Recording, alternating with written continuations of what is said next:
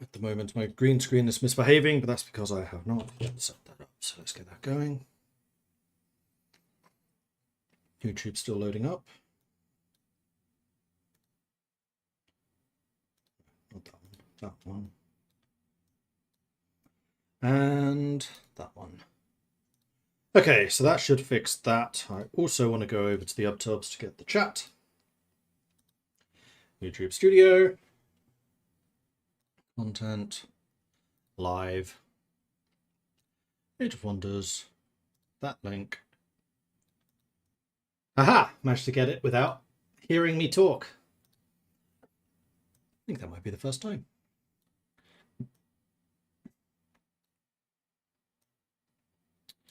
Okay, that is all of the chat set up. So I can actually see what you guys are saying. So first of all, hello. All right, so Imaginary Exponent. So I had a question for chat while it was still in the loading screen. I need to work out how vampires will fit into my world, that is Promescence. I have ideas, but nothing concrete as yet. Imaginary Exponent, that depends on what kind of vampires you want to have. Top-of-the-line predators, ever-living demigods of necromancy, or just the average John Longtooth from the house across the street. Works night shifts at the butcher shop and his daughter is studying to become an alchemist. Yes. Intro night. Have I figured out any more about how EU5 works? I haven't actually had a chance to play EU5 at all this week. I wanted to set aside some time yesterday. But honestly, I've just been so exhausted this week that I got home. Well, usually we have social hour at Paradox, where they open up the beer fridges and let us have a few beverages. I had one, and I was like, you know what, I'm done. And then just went home, put on James Bond, had a KFC, and then basically fell asleep. So, haven't really had a chance to dig into it any further, but I'm planning to do that tomorrow. The reason I did it for tomorrow's stream is I actually have no other plans on Sunday, so I might just do an extra long one. We'll see. Ritualistic cannibals. Yeah, so I have had a couple of thoughts on how the vampires should work in this setting. One of them is to basically link them to the... oh, what are they called? Northern humans and the lycanthropes. So basically vampirism is a form of lycanthropy, but different. Another one would be that it was basically caused by the dwarven lich kings in the dwarven territories, in which case you would have dwarven vampires, but then it spreads. How exactly it spreads is another factor I've not yet had a chance to consider. The third one is the lich that lives near the Nefertine Empire and basically is able to maintain a federation of free city-states. Might also have like a vampiric aristocracy, which would be kind of interesting. And the interesting twist there is they're actually kind of the good guys. Because remember, the Nefertine Empire is kind of a tyrannical theocracy. And I want the Lich King to kind of be this, not exactly freedom fighter, but someone that they're freaking terrified of. And generally to be a benevolent dictator. He's absolutely a dictator, but a benevolent one. Any one of the above. 2, holy water, blessed by gods of the dead in their respective pantheon, also assume certain races are susceptible to vampirism, such as giantkin, dwarves. In my opinion, humans and other elves should be more or less susceptible. And then certain races are not susceptible, like giants and dwarves. I think the dwarves should be. Giants, maybe not. Blood-based disease that alters the being's blood to make them require feasting on blood regularly to give them prominent leonine fangs. Final line was stolen from the Gash series in Warhammer. Nice. Former nobles who were losing their grip on the peasants, they made a deal to become immortal to keep the power and wealth. I mean, that's actually kind of how I was thinking of the northern humans. So because of the Drow Wars, they get pushed further and further back, and they basically become super desperate. And then maybe some of the dwarven vampires from the Lich times move north. I do like the idea that it's a blood disease, though, which again is where the lycanthropy comes in, where they basically make deals with the spirits of the Feywild. That's where the lycanthropy comes from. Spirits of the Feywild that basically turns them into bestial spirits in times of fear and moonlight. I don't think I necessarily want the werewolf-vampire conflict. I don't think that's something that really fits in this setting because they don't have that history. At least they don't yet. But then again, if they're both from the same background, they're both lycanthropes, then maybe there is that conflict. Are there enough vampires to have vampire cities, or are those just a few aristocrats? No, I'd say the vampires are the aristocrats. And the rest are thralls. I do quite like how Sylvania works in Warhammer. Which again, like, you could have different vampiric aristocrats who treat their people in different ways. For some, they are just cattle. For others, they are a legitimate populace that needs to be protected. Could be a blood magic based disease. Yeah, blood magic was another one. So vampires basically have unlocked blood magic. I kind of like that background. Again, I can see that being a Northern Kingdom thing of desperation. Like, how the hell do we fight the drow? Because I want the drow to be this kind of terrifying entity that requires desperate measures to fight against, particularly when they're at their height. And the northern humans never really have the option to turn to the dwarves and the elves for help. They are on their own.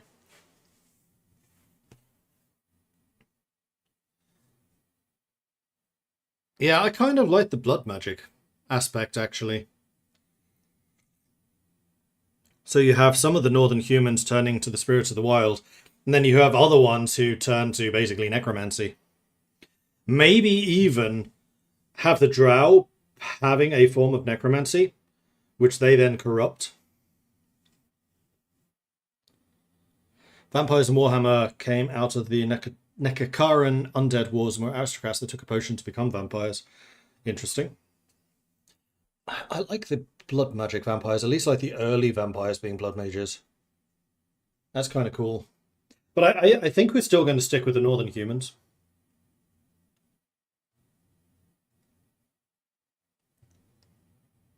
More just getting me into helping with the world building. It was inevitable, Faceless. It was inevitable. So anyway, we're going to do a new game. We are going to create a new realm. I don't have the audio enabled. No.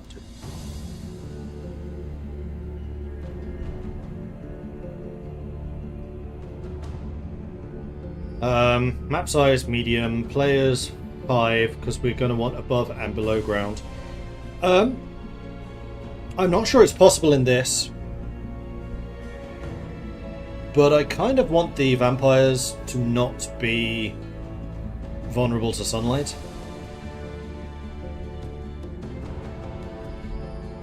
Let's do next, just to see what the faction's like. So if we started with human background, though vampirism can be anything. In fact, vampirism might be kind of the precondition to being able to do blood magic. Ooh, that's interesting. If you're a blood mage, you are a vampire of some kind of strength.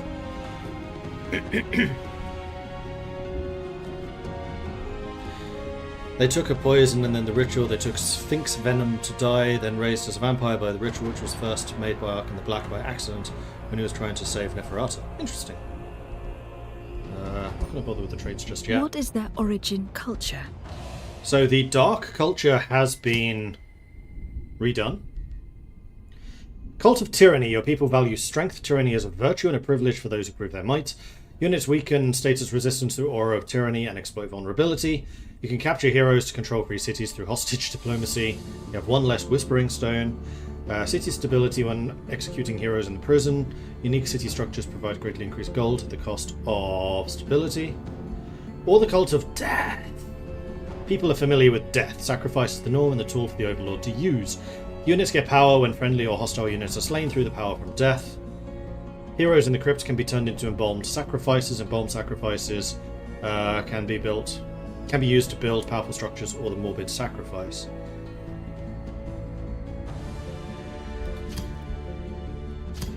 I would say this is probably the Cult of Tyranny. Oh, I see, they get the Tyrant Knight, whereas the Cult of Death doesn't. They get a mage of some kind. Oh, that's interesting. Did the North humans become the vampires or the drow? Like, did the drow use it on the humans the other way around? I think the humans used it on the drow. I think the humans basically studied... Oh no, the drow didn't really have necromancy. The drow were primarily faith-based magic, like clerics, and maybe druidic. Because remember, necromancy came from the dwarves. It was the dwarves who unlocked necromancy first.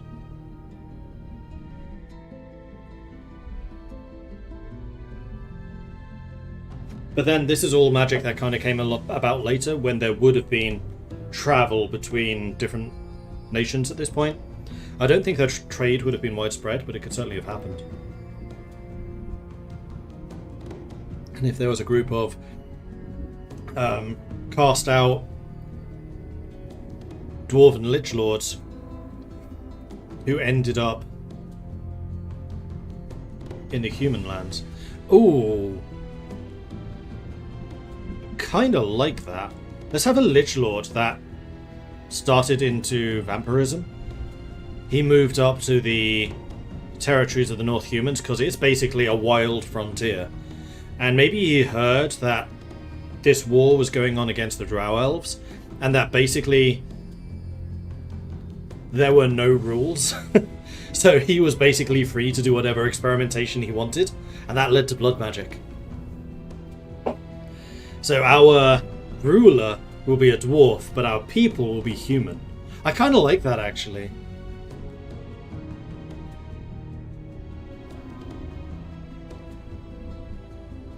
But the humans, would they be dark? I don't think so. They're not themselves evil. Feudal, maybe. We could do an aristocracy with the lords becoming the vampires. They wouldn't be high, that's faith-based. Architects, also kind of faith-based. Oathsworn. Oathsworn, maybe? With the Path of Strife.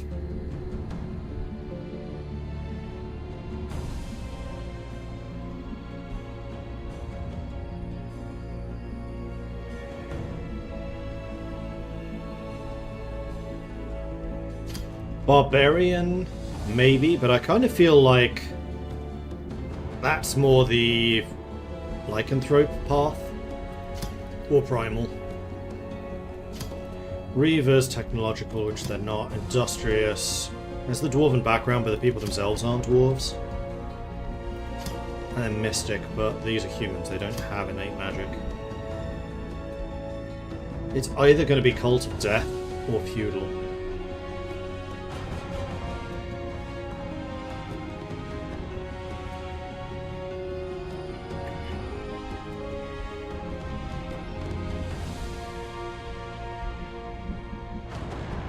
Cult of Tyranny, I feel like, would be what the Drow are doing.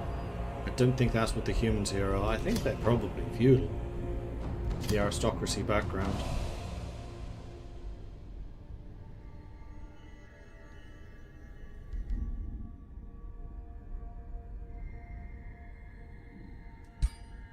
What defines their society? Humans, though.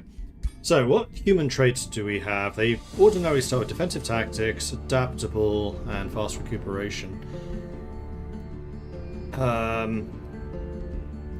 What adaptations do we have? I don't think they're going to be adapted to anything except maybe forest, which isn't one of them.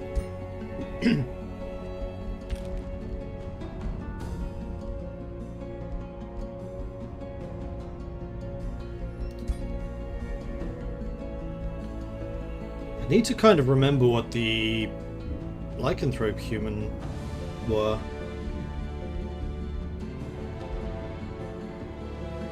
I think, like, tough defensive tactics kind of makes sense. I don't think they're necessarily hardy.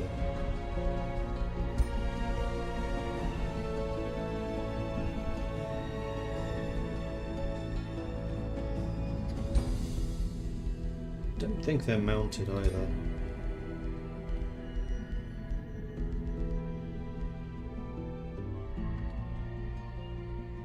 Defensive tactics adaptable makes sense.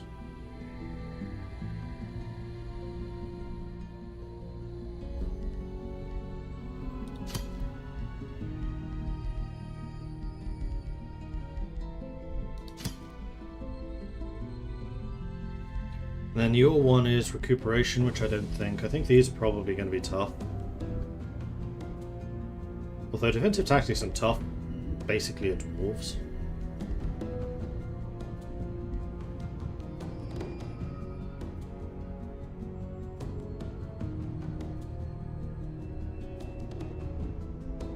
The Oath Sworn of Thralls. We could take a look at that.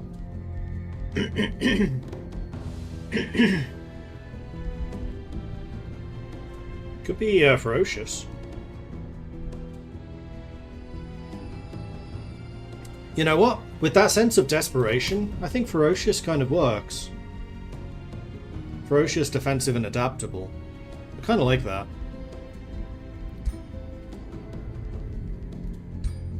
What is their origin culture? And we were thinking about Oathsworn with probably Strife. Or Feudal.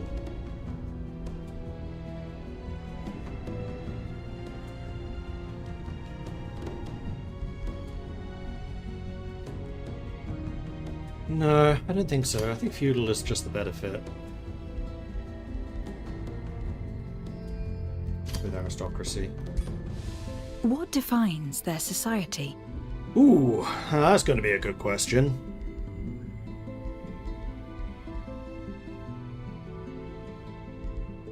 Hunters, probably.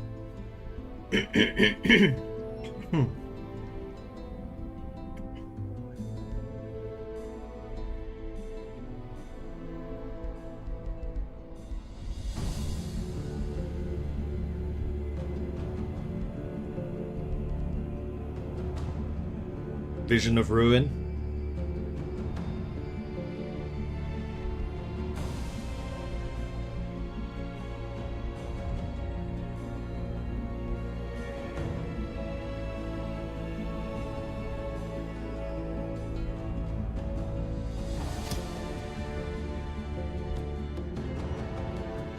I wish I knew more about what these actually meant, because I keep on coming to them, because they're interesting.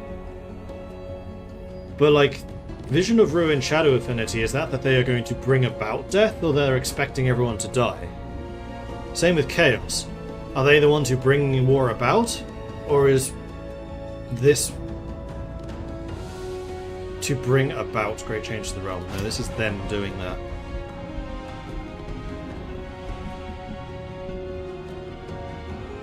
Keepers of Knowledge.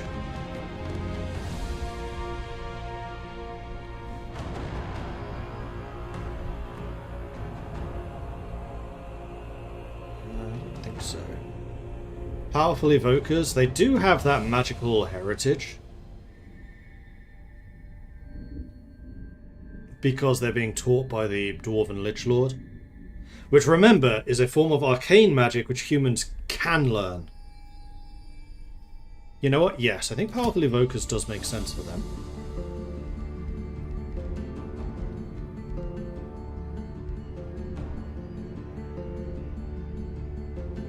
Although actually gifted casters may be more so, because this is the giant spells from the skies rather than the people themselves.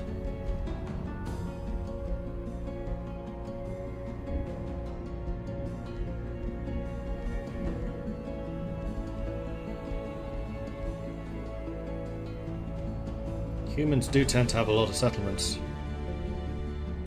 Manoratics? I don't think so.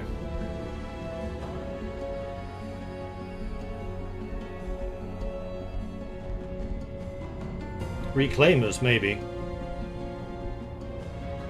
Reclaiming their old birthright. Because remember, these guys went from the brink to rebuilding.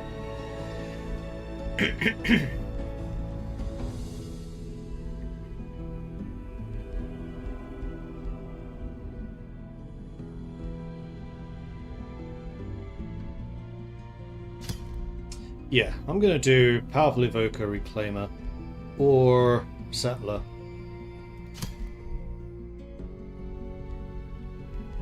I think Settler really makes sense. Hermit Kingdom? They do kind of want to be left alone. They're very insular, they're very defensive. You know what? This kind of makes more sense.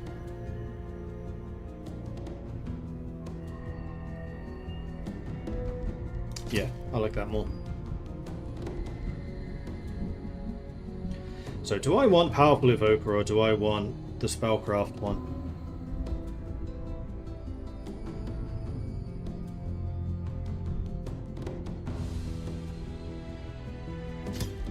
I think, honestly, I want the Gifted Caster.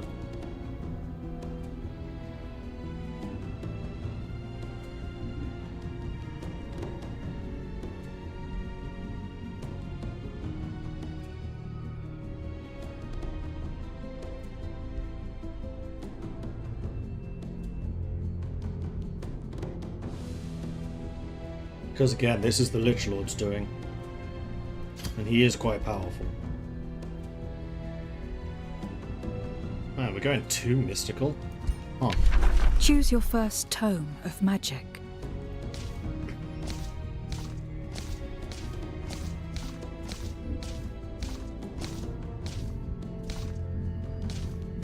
Blood rites.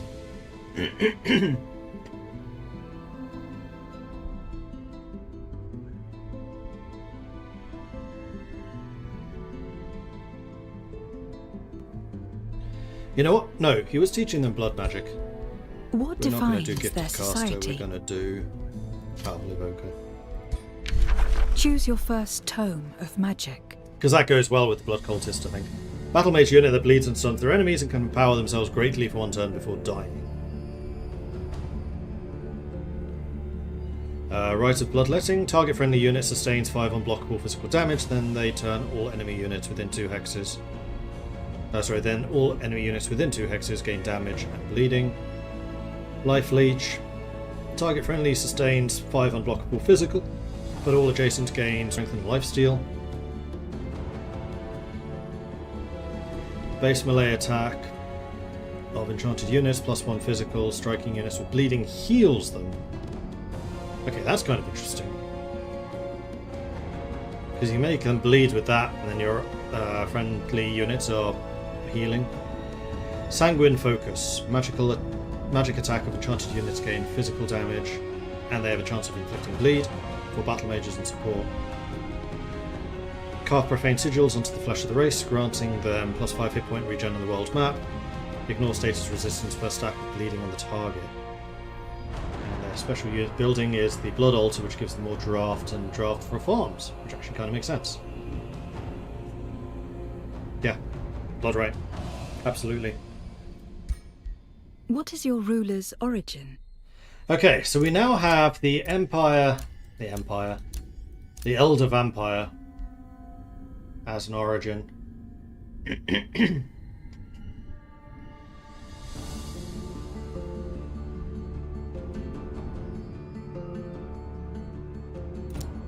There was a second type of vampire.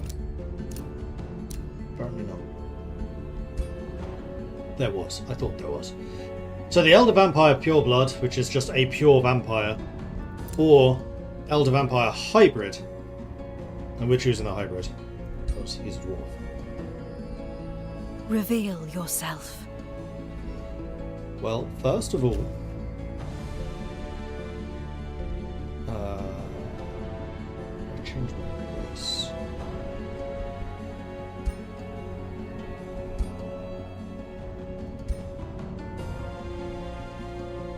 Oh, that's the race, not the ruler. Ba-ba-da-ba-da.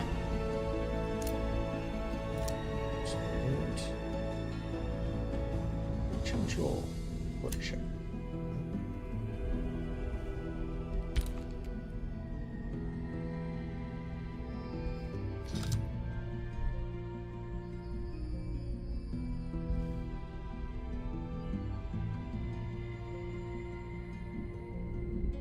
Well, I could choose a different race.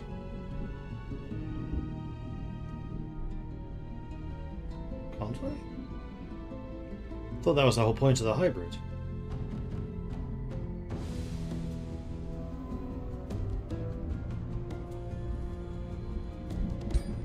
What is your ruler's origin?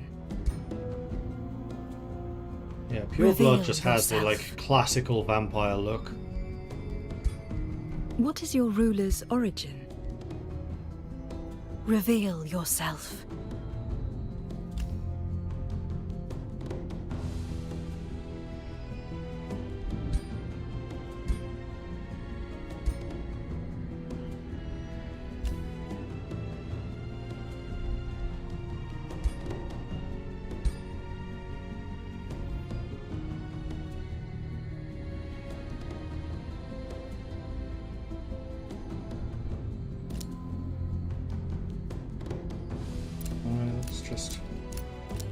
And I can make them dwarf-like.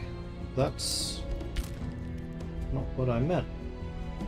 Like, you're supposed to be able to make them into like an orc or an elf or something like that. That's the whole point of hybrid, I thought.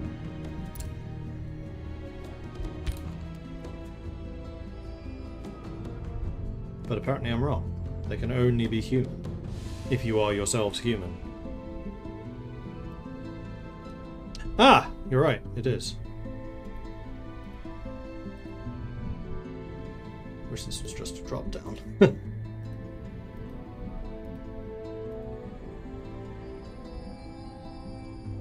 It's halfling.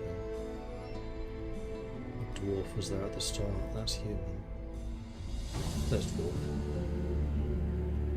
Okay.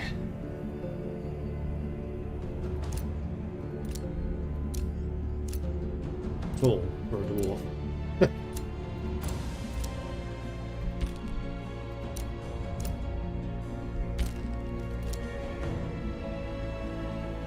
Yeah.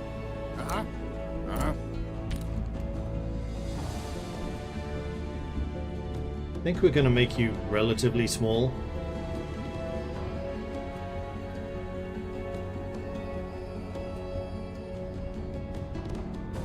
Because you're a lich.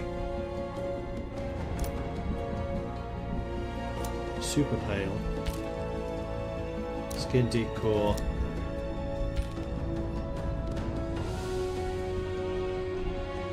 I mean, actually floating kind of makes sense for him.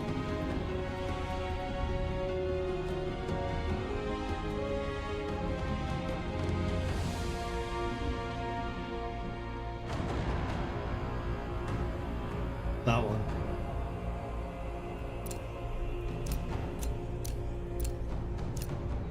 Old. Eye color. Could be red.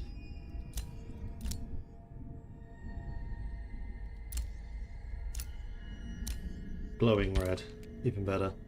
Hairstyle. And this is where it's weird. He don't have no hair, even though he's a dwarf.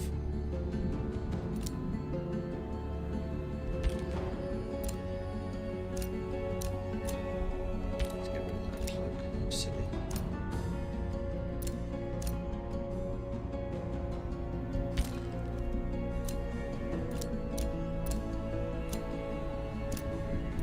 Maybe the coat.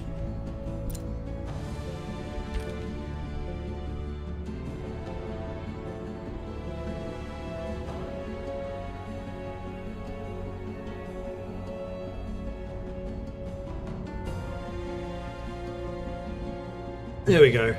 Quite like that.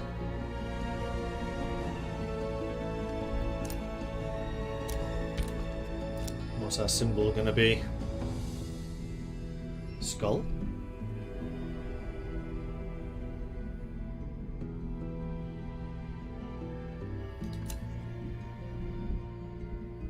You don't really have much to do with the bat.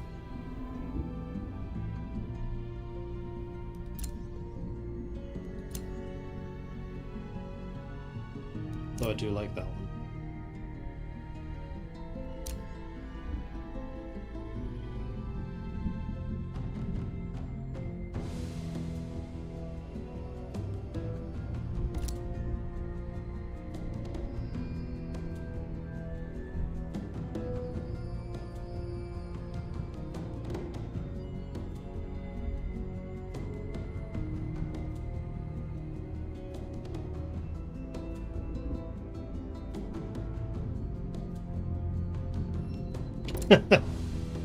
EKG.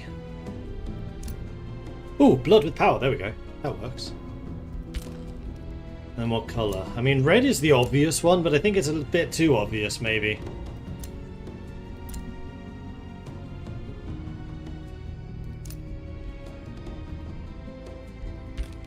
It still kind of makes sense. Maybe not black background, maybe like green.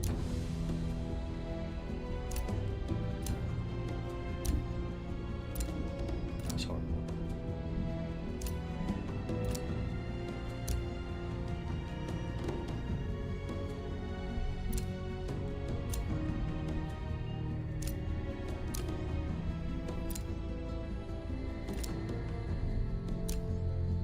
Quite like that one. Black blood. Blue blood. Aristocracy.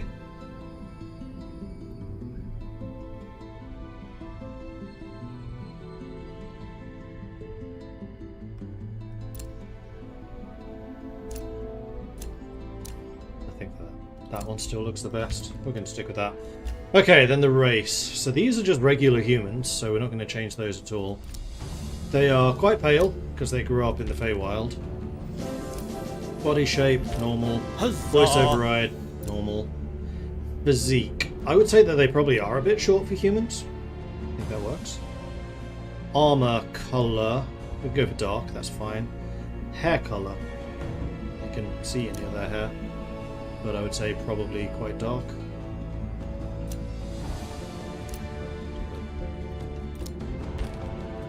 Skin decor, no.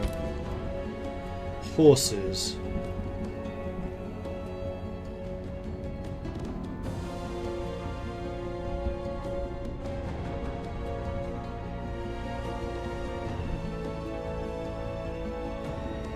Probably something that you would kind of expect to find in a forest, like maybe those. Chestnuts. And I think they are just normal horses.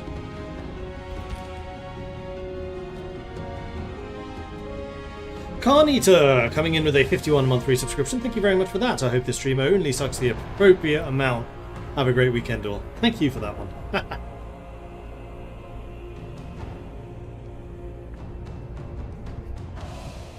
Okay, I'll like that. Your journey begins.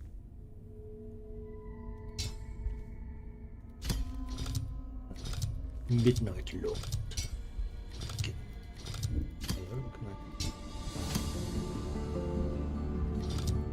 Apparently cannot change the title. Oh, it's there.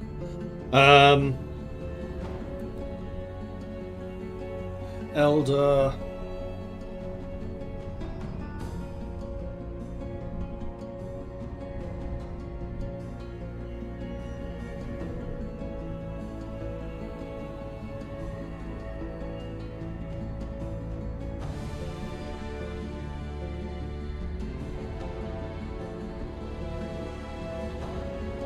Blood Prince. No, Blood Princes I think would be the aristocracy. Blood Lord would be the lower levels of aristocracy. I don't want to do Blood King or Blood Emperor, that's too obvious.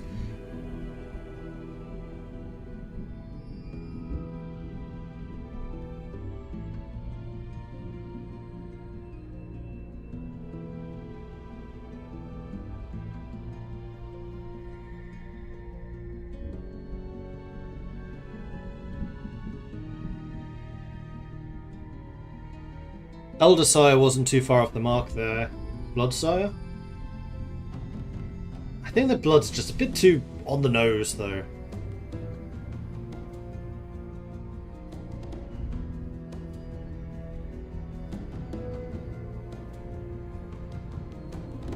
Because remember, he sees himself mostly as just like a Master Wizard or Wizard Lord.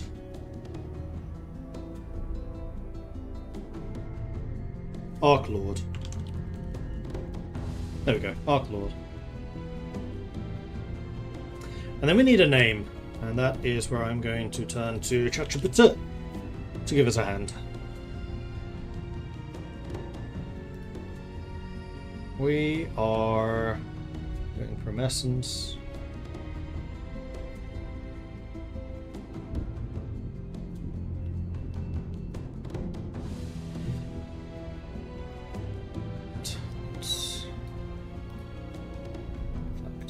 Probably bring up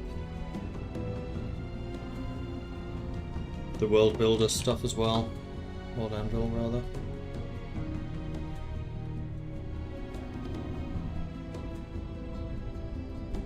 Okay, so World Anvil is up. And I need to go to OBS. I'll switch to that for a moment.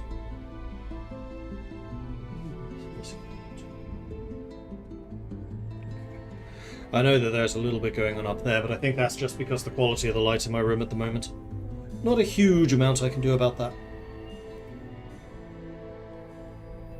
Okay, so we are creating a new faction within the Northern Humans, whereas the group we've worked on before became Lycan Ropes due to the desperation in fighting the Drow. This group, under the teachings of a Dwarven Lich Lord,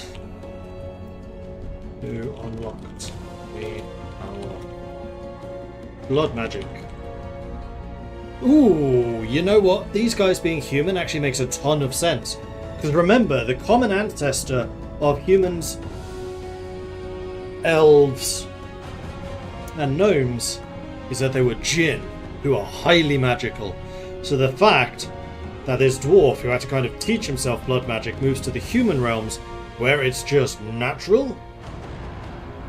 Yes, them being natural evokers makes a ton of sense. He's worked out basically how to unlock the Jinn blood within the humans.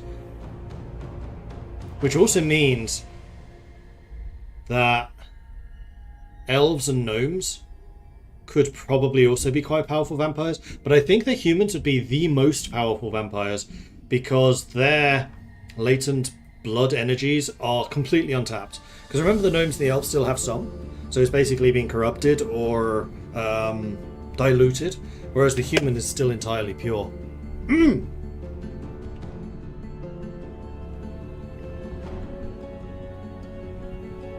Coming up with the lore, gotta love it. He discovered that the humans, due to their Jinn heritage, had significant latent untapped power within bloodline. Elves and gnomes could also become blood mages. However, their magical capability, natural, latent, have become diluted.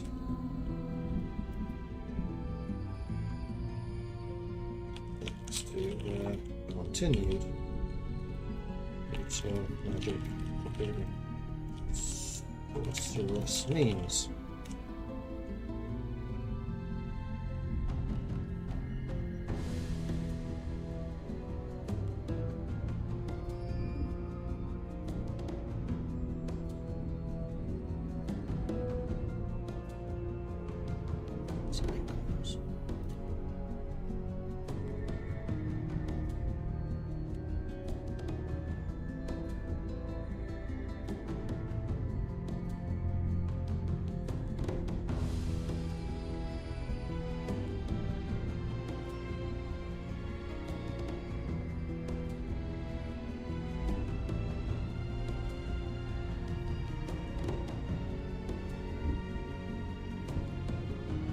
Yeah, this makes sense.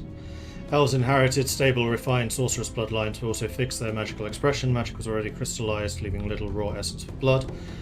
Gnomes have high magic resistance as opposed to magical power, but their bodies adapted to absorb and neutralize magic instead of amplifying. Oh, wild mage. Wild gnome mages. No. Wild magic, gnomish blood mages. That's freaking terrifying.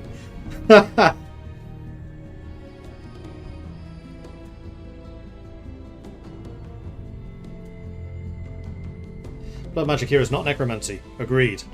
It is ancestral arcana, direct unlocking the Jinn spark. I was going to say this is a very important one. This is a very important point.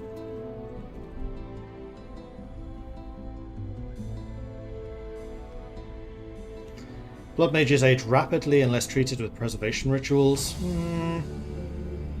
not sure about the aging.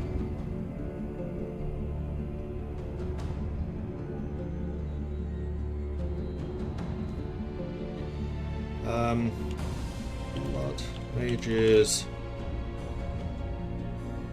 would have powers similar to what we consider to be vampires, and this is an alternate name for them.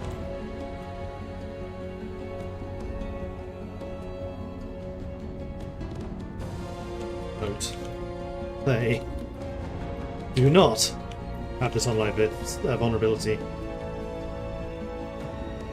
Actually, they could, because they live in the Feywild.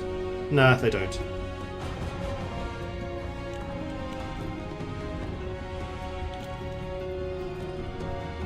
The vampire counts.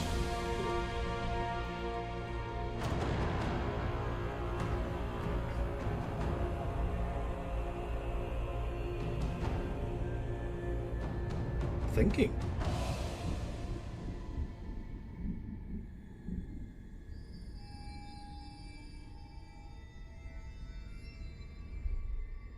This is really making you think.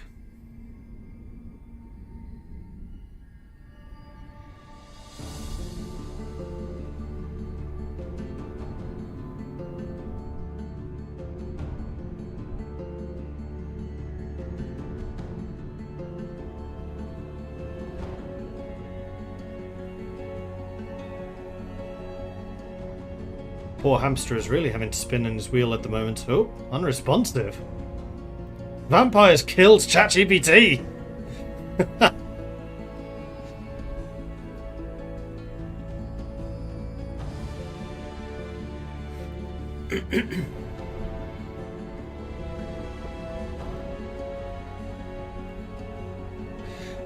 So, while we're talking about ChatGPT, you see here I've got Icewind Notes and Icewind Planning. So I've been running an Icewind Dale campaign for my colleagues at Paradox. And it's actually been really helpful for that, because I basically input my DM notes at the end of every session into a ChatGPT thread, which is the notes thread. And then I've basically bound this Icewind Dale planning to the notes. And basically, after every session, I put in the notes, then in the planning I say, update your memory based on the notes thread. And it basically incorporates that. And then if I want to like generate NPCs or something, they can do that with reference to stuff that's happened previously. It's really potent for like DM planning. I absolutely love it for that. So at the moment, for example, the party is having to deal with an election in one of the 10 towns. And based on their interactions with NPCs within that town, it's able to give me ideas of like what the support for the different factions would be and like who the important members of those factions are. It's pretty cool. Right, I'm going to reload this. I think it's struggling. I think I killed it.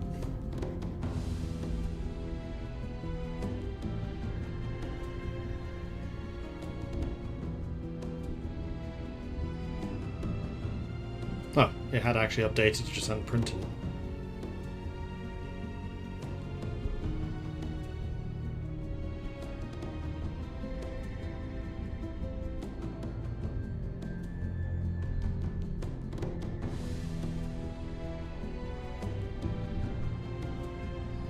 Yep, there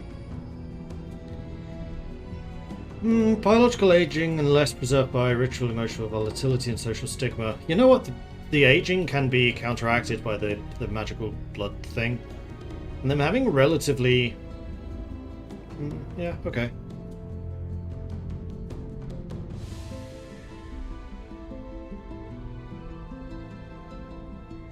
This bit hasn't been dealt with yet. We'll get to that. Okay, so let's... Well, what's the downside to it?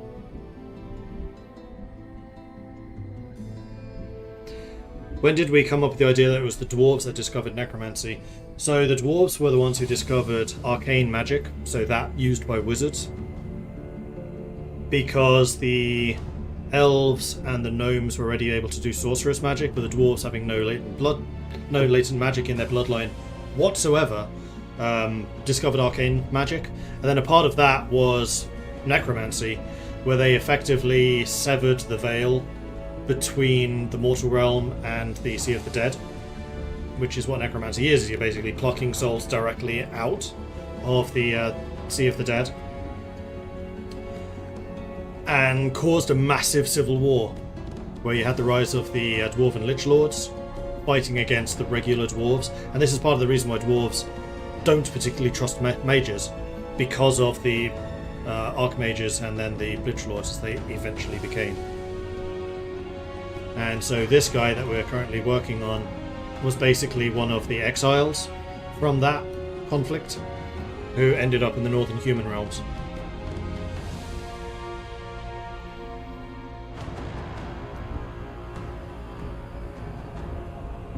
And yeah, Von Ragnar, your hairless dwarf thing that you wrote about recently might or might not have inspired this guy. Although he was definitely more benevolent. I don't think that this Lich Lord is actually evil. I think he's morally ambiguous, but I do not think he's evil. But part of the blood magic is they lose all of their hair.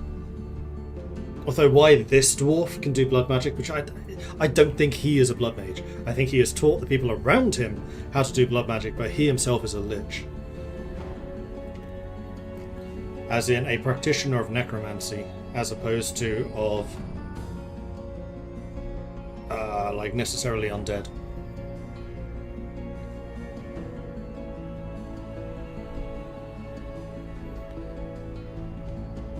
Anyway, do I want the rapid aging to be a part of this? I think, yeah. There does need to be a pretty significant downside, and if you're using your actual essence, then it kind of makes sense that it's causing you to age more rapidly, which is probably why you need to revitalize your vitae by taking that from others.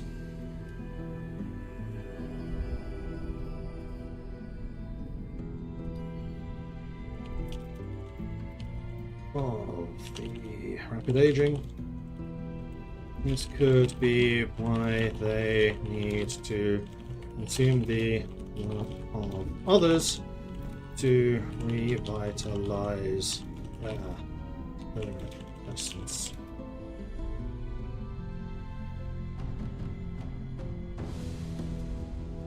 A blood mage, whenever blood magic is tapped into,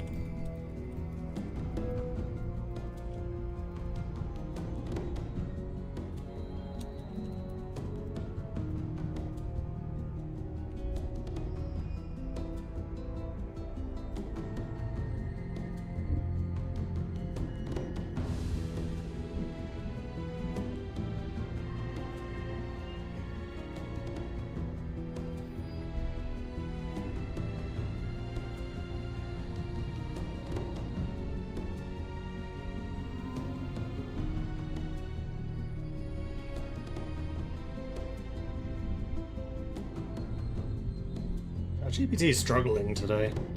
There you go.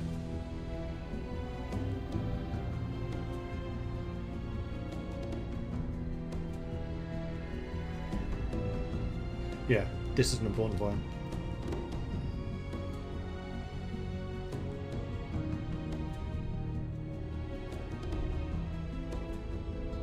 Alethkar, the breath of being. I like that too.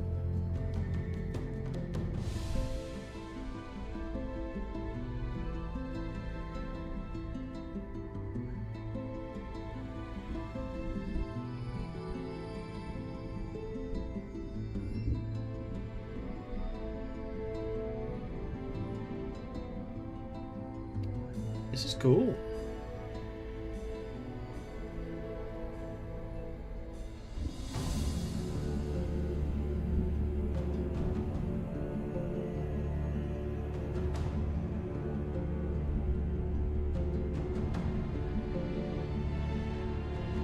What Drow elves? I hadn't even considered that. I was always thinking of the high elves in terms of whether they'd be able to use blood magic. Of course, the Drow would be able to as well. They are elves. They're just from a different background.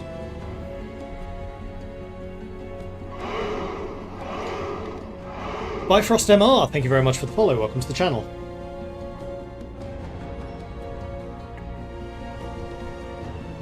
Yeah, these are all true. Garlic or supernatural nonsense. Alright.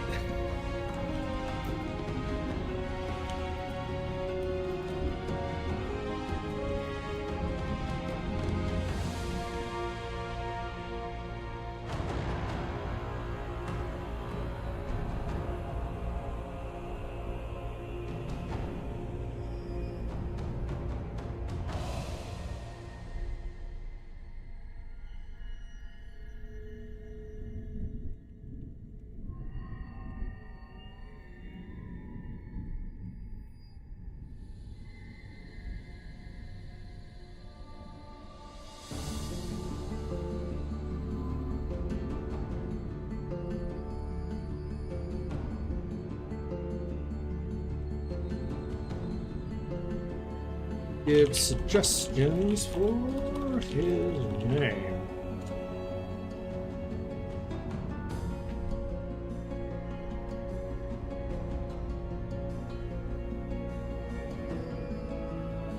Thildren, Mariscribe, Bark, Rumsol, Hewer. These are all a bit too on the nose. Do a Zorund.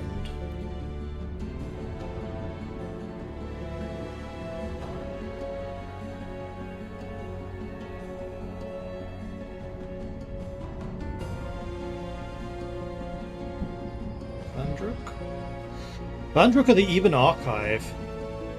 I like that.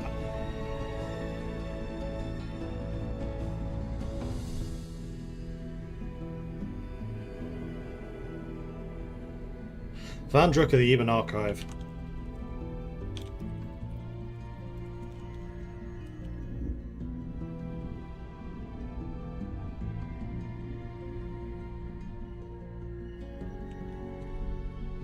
Next. Needs to name his kingdom.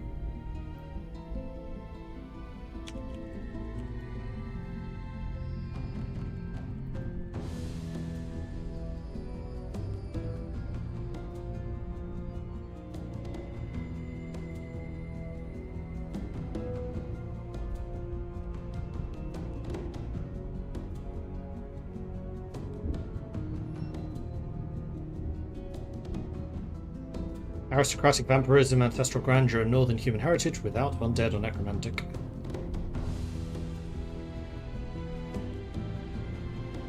So remember, Bellerin is the name of the river. Now, here's actually one thing that we should probably do is say where these guys are. So give me just a second. Let me find where I saved that.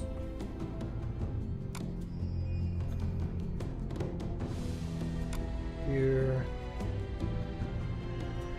No, that's Pathfinder. That's Prenessence. Map creation, rise and fall.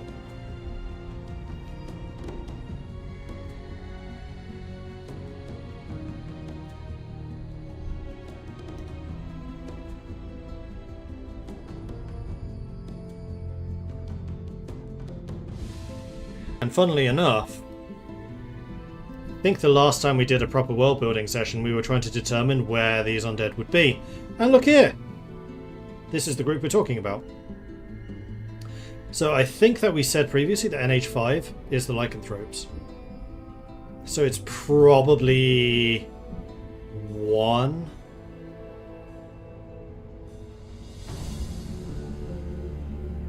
Yeah, I think this is going to be NH1.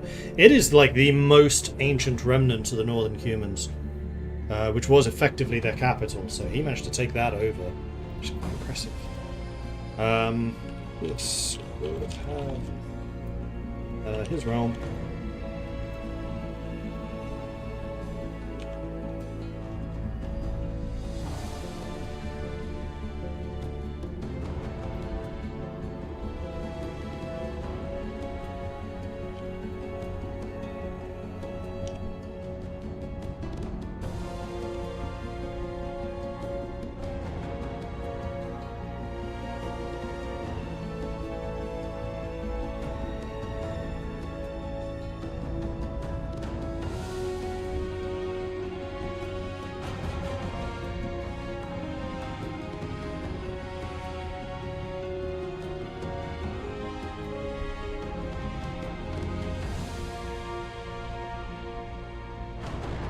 we name the human capital? I think we did.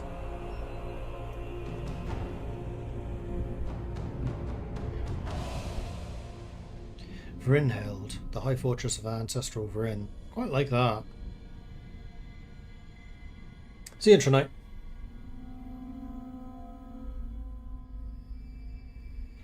Vandralorn. I like that too. Well, I think that's going to be the name of his realm. Is going to be Vandralorn, because it should definitely be named after him. But the capital, I still need the city names.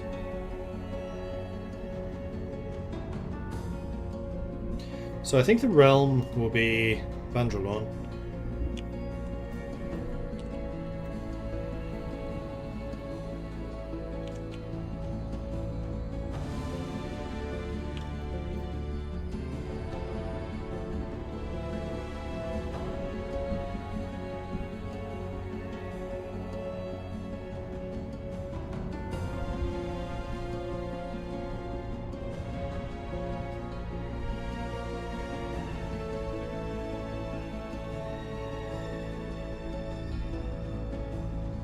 Any of those. I think the kingdom being named after Vandruk is enough. I think that the city itself should retain its older name. I'm going to search through my notes though, because I have a feeling that before we did any of this, we were doing the Northern Humans.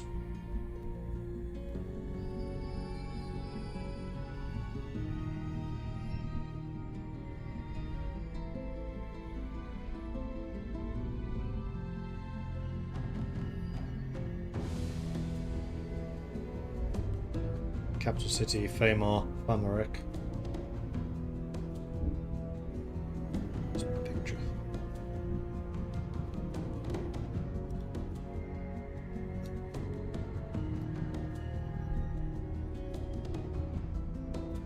NH1 is the capital that we've already named, so I think that this is going to be one of the other cities, maybe like this one. So I think we've named that, and the... No, this is the one that we named. Because it was NH5 that we were playing previously. Because they're the ones who became the Feywild. And these are the ones that fell to the Drow, so it is absolutely this one. And this river was the...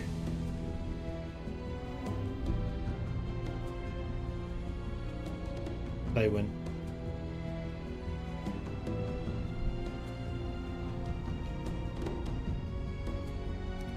What about, like...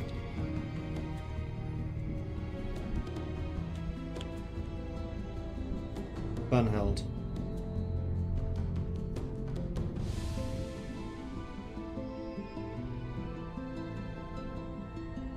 Van Healed.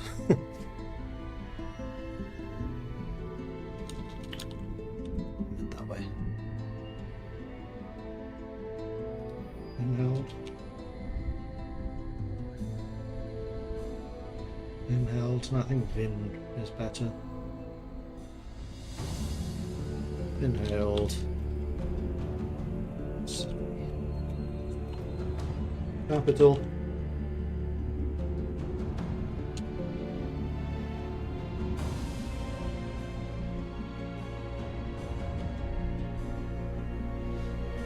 Okay, we need to start actually writing some of this stuff down so I don't forget it. Okay. Here, then we've got manager. Is this breaks up?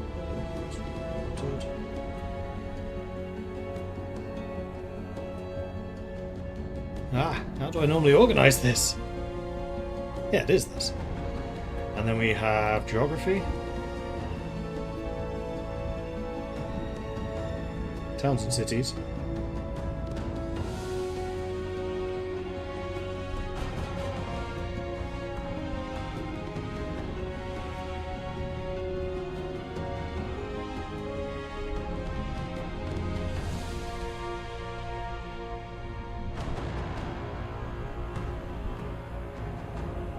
North humans, blood mages / vampires.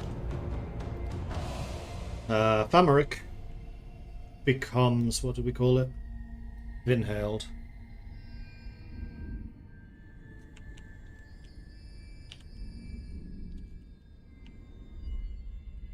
Formerly known as Vanric.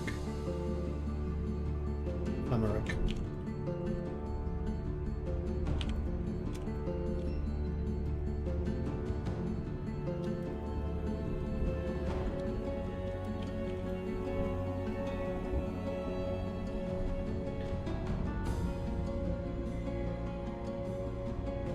We haven't named any of the other stuff yet, but we'll leave that one up. Then we need the kingdoms.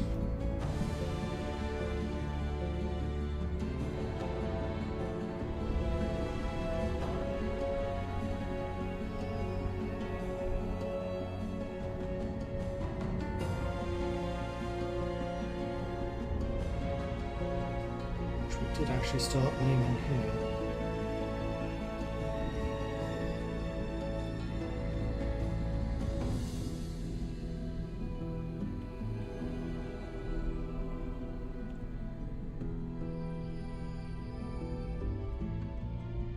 So, NH1 comes to be known as Vandralorn.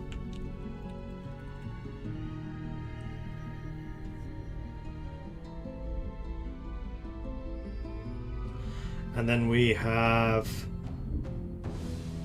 characters. Where I stored those. I should probably put all of this stuff in one place. That would be smart, wouldn't it?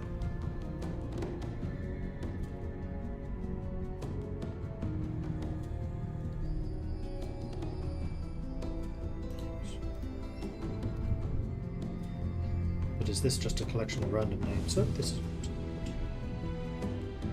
Wrath, Goblins, Elves.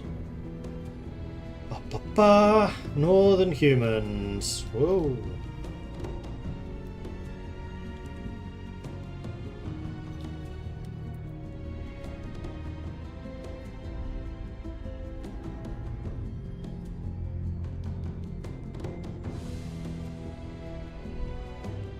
You know what? I should probably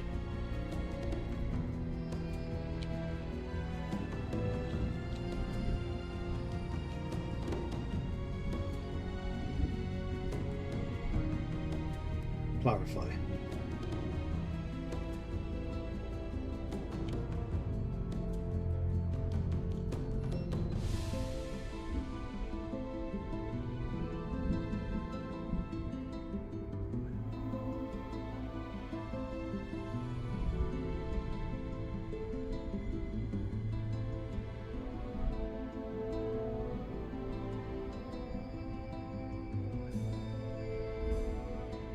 Okay, so then we have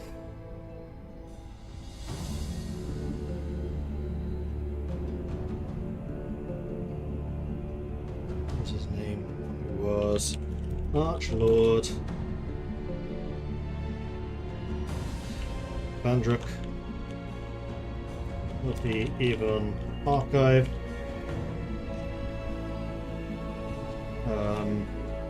Dwarven Lich Lord, ruler of Vandralorn. Not a blood mage. Slash vampire. He is a lich. It's different. No, he is a lich. Okay, I think that's everything that we've worked out so far. So we've got first name Vandruk of the Even Archive.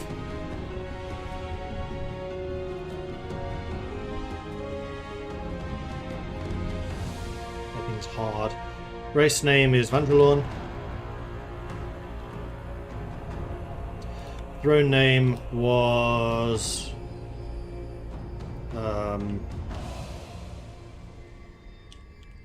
Vinheld. No, Vinheld. Right.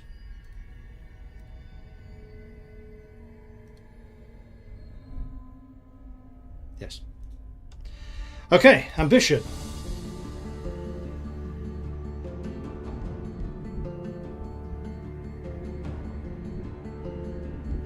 Shepherd? Instructor?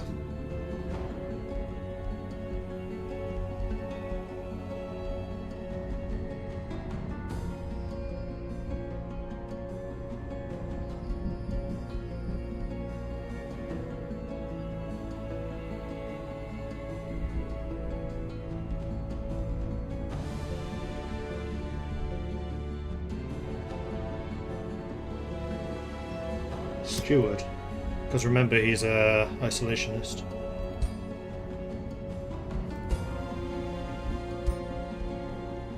Well, no, the capital city is already named. We haven't done any of these yet.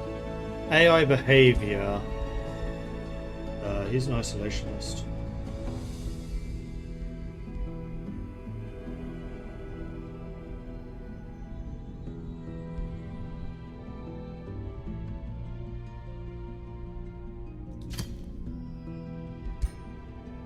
And so far we're just blood right. We probably should update the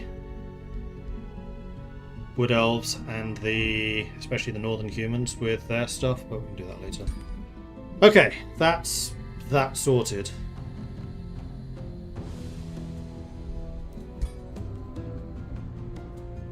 We just created that realm. I didn't want to create that realm. But at least we can save this. Why is there no native Mac version? What am I doing? I am creating the race that we're playing as. Which we will need to immediately restart because I haven't actually set the world up.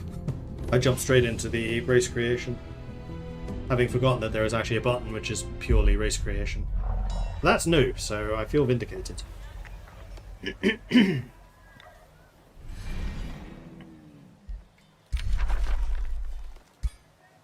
let's try that again. So we're going to exit the game, my lord. New game. Choose your destination. Create realm. Wait, no, we don't need to create a realm. We already have. Choose your destination. Feywild. Although this is the southern Feywild, this is not the northern part. It's still that area though.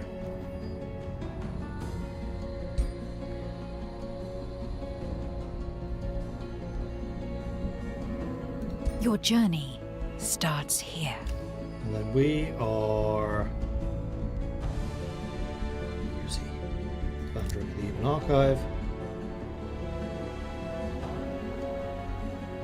Hold on, I missed something.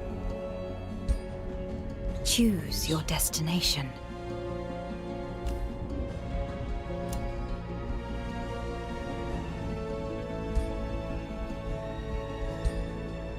This is what I meant to do. So medium, 6 players.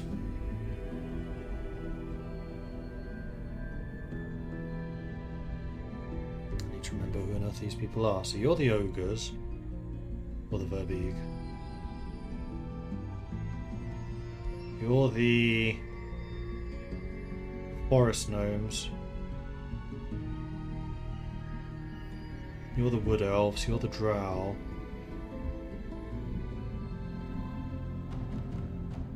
So the one that we don't have here is the Northern Humans. The ones who are furthest away from us would be the Forest Gnomes. So I'm going to make you into the Northern Humans instead. Here.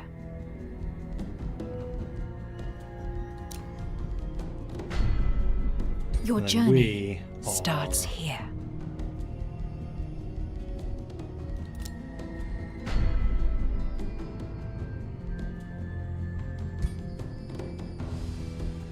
Your journey starts here. It's the same colour that we do. Oh, you have black as the background. And you know what? That's fine. We can be this.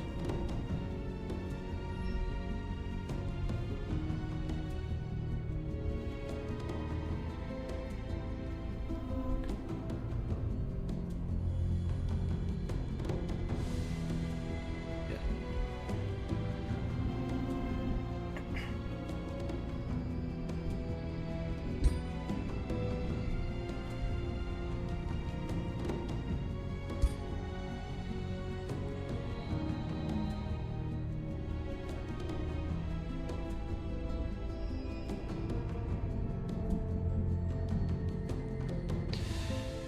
Okay. Let's see what this leads us to. So I think we have underground and we also have the umbral. Or did we disable the underground and only add the umbral? I don't remember.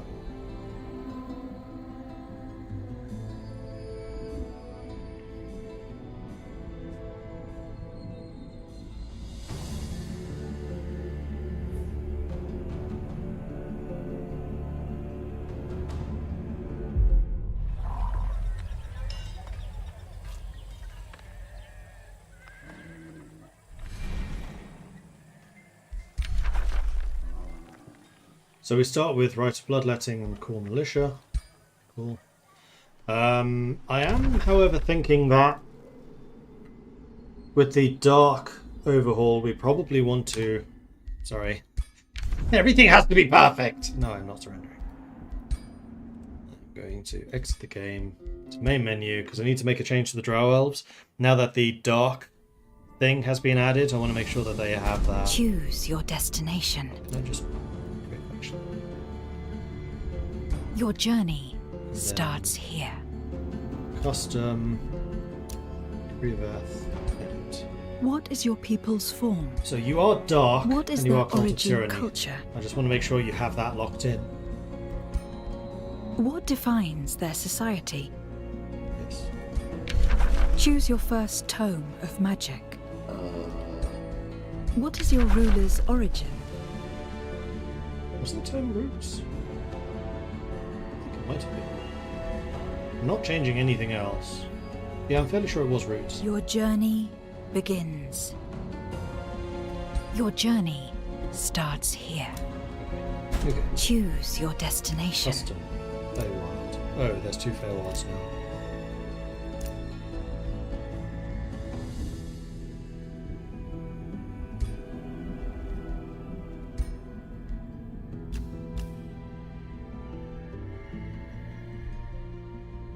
This is the old one. Choose your destination.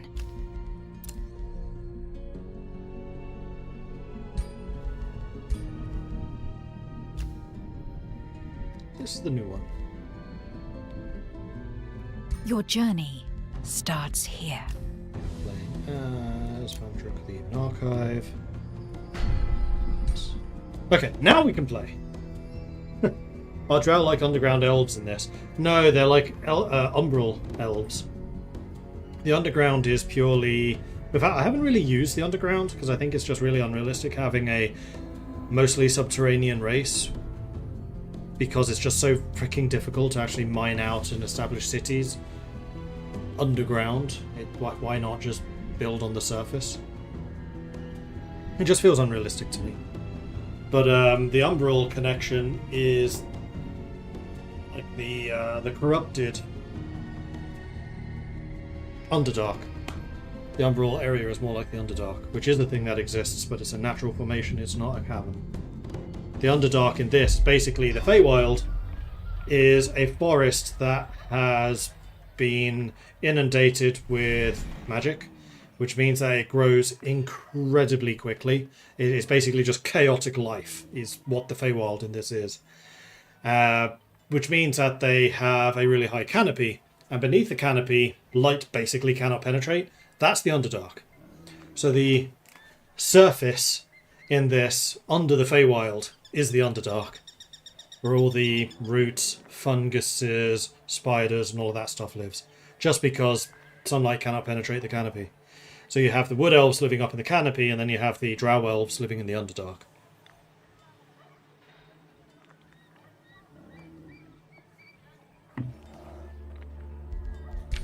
Okay, start with the same magic again. That's cool. So, start with the big army.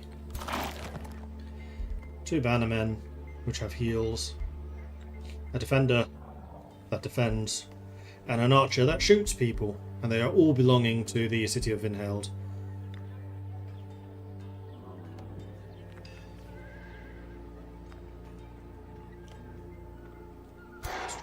'85, 165. I should be able to beat both of those relatively easily.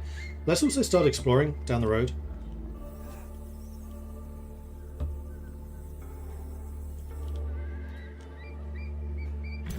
You...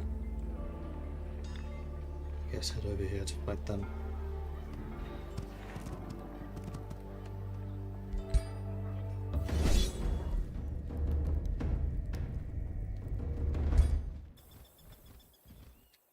Shit, you know what I did forget to do? This is a big deal. We can't play this. This is actually a really big deal. Forgot to change Vandruk's class. He's currently a fighter. No, no, no, no. A fighter he shall not be. No, no, no, no, no. Oh, Your no, journey no, no. starts No, no, no. here. What is your people's form? Your journey begins. Reveal yourself. No shit. Really? What is your ruler's origin? Choose your first tome of magic. How do we do this again? What is your ruler's origin? Reveal yourself. It's not that difficult. What? That's not body shape.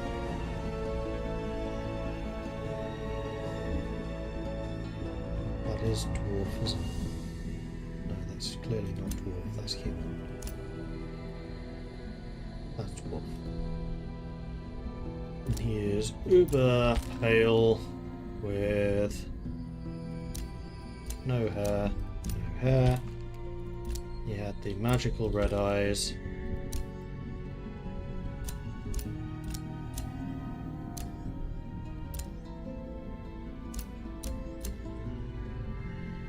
Looking old.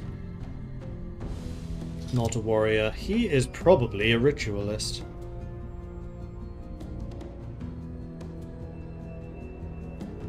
He's not a warlock.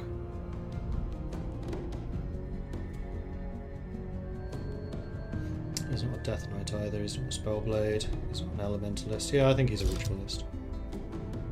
And he starts out with a Blood Orb. Actually, does that make sense? Inflicts bleeding.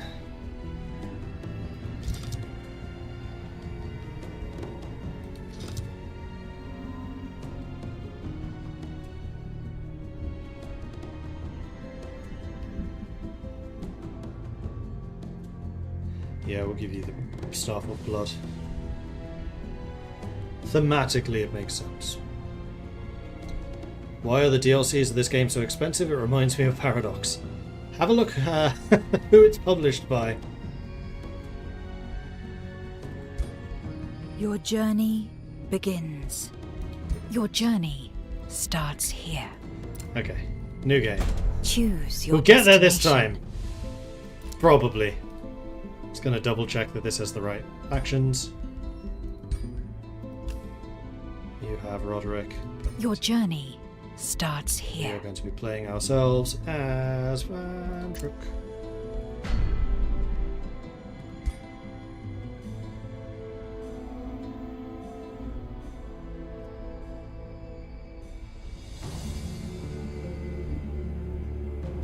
That version of the Feywild in the Underdark is awesome. Great job, man. Thank you. Appreciate that. Yeah, I've been putting a lot of work into this fantasy setting. Now I just need to find a group to actually run a D&D campaign in it. I think it's starting to get to the stage where I could do that. I still need to do a couple more dedicated world-building streams, just to continue the timeline. But I feel like the basic setup is there now. I just need to advance the timeline to like 1400s.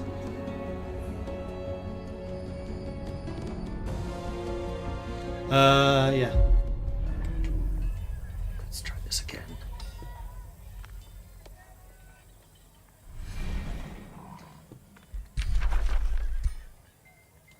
Okay, so you can head over there and get some of that food. And what's that? A lost soul. Ghostly presences bound to the world until they finish business but to rest. Triggers a lost soul quest. Interesting. Do we want to do that now? I mean, we may as well. Don't know what a Lost Soul quest is, but seeing as you're right next to my starting city, you want me to destroy a small monster den. From the corner of your eye, you sense it. Limping and badly wounded, a figure approaches, gesturing for help. Please, we can't take it anymore. Something terrible stalking my village, taking our people. I managed to get here to ask for help, but my children, my family, they're still there. His eyes suddenly fix on his own lethal wounds. With a look of terror, he says, Be careful. It seems I did not make it out alive. The figure turns to dust before your eyes, leaving you with a request to save the blighted village. What will you do? Burn the place down? The curse must not spread. Search for survivors, someone may still live. Or connect with the source of evil that haunts the place. We're not evil. We're going to search for survivors. 630 combat strength against my 390. They've spawned a really big monster nest right next to my city. Fantastic. This is going to go great. I think I want another... I want to explore though, but I need an army. This place is going to be a problem when it wakes up. Desecration chambers. Every turn, one province within or adjacent to the domain alters to sunless. House hunting grounds. Draft and food. Speeds up city growth. I mean, that actually sounds pretty good. Boost is a forester, so if we went to here, it would boost.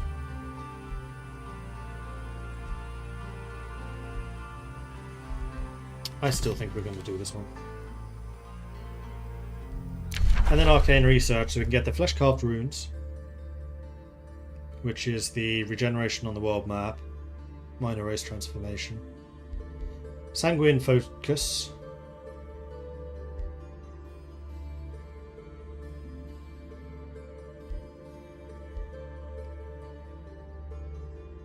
magic attacks of enchanted units gain extra damage for battle mages and support. We do have 2 support bannermen. And then the blood cultist. So what do you actually do? Hemorrhage bolts. Unleashes a magic bolt at the enemy, deals extra 10% damage per bleeding stack. Okay, so bleeds really are important for us. The Scarlet Plague. Enemy sustains damage, gains 2 blood parasite. Sustains 4 physical damage every turn, replaces and counts as bleeding, but ignores the status effect immunity of bleeding. Oh! And then it will become a blood maggot under my control when that creature dies. Then Dagger of the Right sustains 5 unblockable physical damage, gains 60% more damage, and Resurgence, however, it dies at the end of the turn. When the unit dies in combat, it's revived at the end of combat if the owner is victorious. Revived units are brought back with 50% of maximum hit points. Oh. Which is why the flesh-carved runes are so important, because they increase the regeneration so they can recover quicker. I see, I see. Well, I do like the idea of this, so let's get that.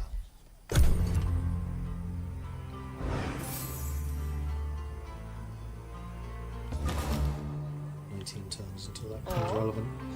Okay.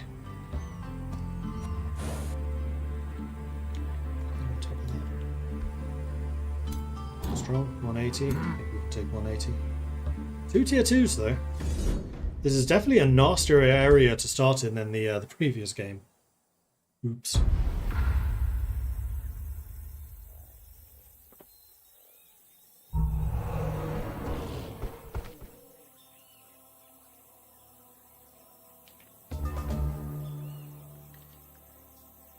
Okay, so what can you actually do?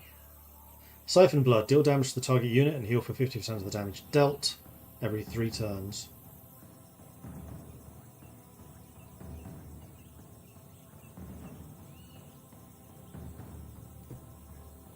And then Blood Blast, which is just a single shot.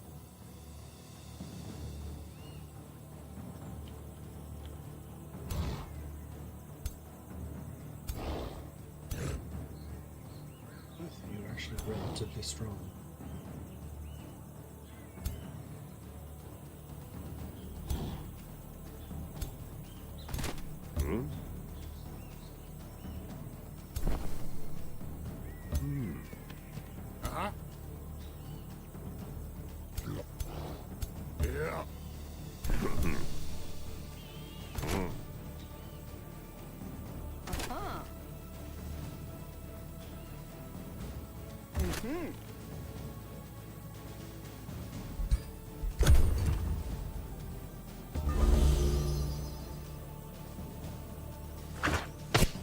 can move, you cheeky sots.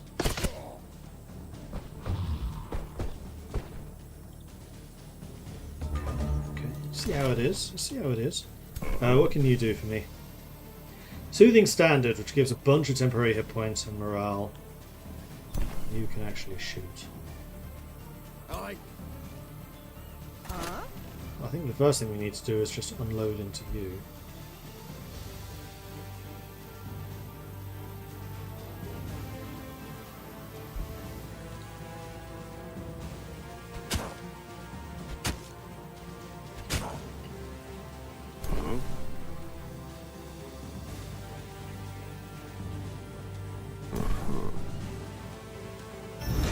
So that gives us the bonus hit points, which means you can back off, though this will attract an attack of opportunity from you, but I'm okay with that because some hit points.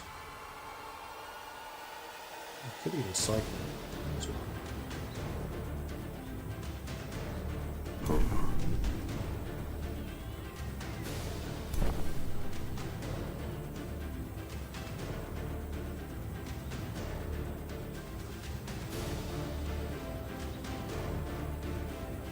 Oh, temporary hit points, right, is a heal nowadays. It's not an addition to.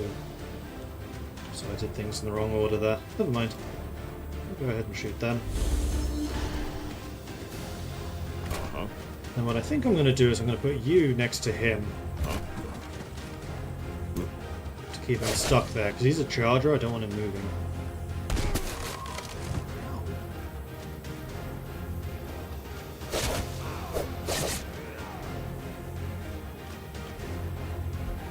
And what I could do is the right of bloodletting, which means that he will suffer. Spot. If he was there, I could do this and hit both of them for extra damage, but I'm not, so I can't. So never mind. So moving. Going after the king. Ow.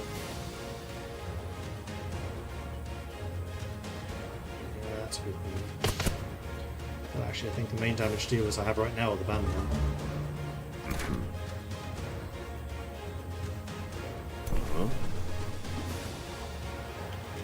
What we should try to do is kill you. So we can target him down.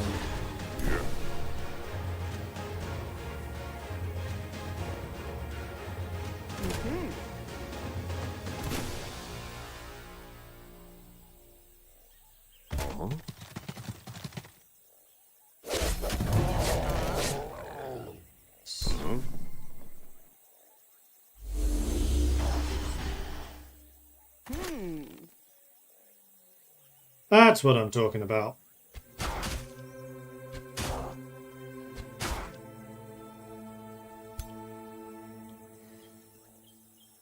And you can shank him.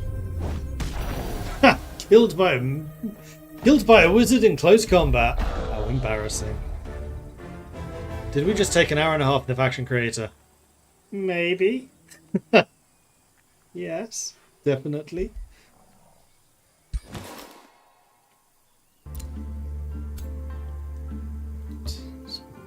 Here. Cool, so the city has expanded and saw that pastures. We want to put a farm here.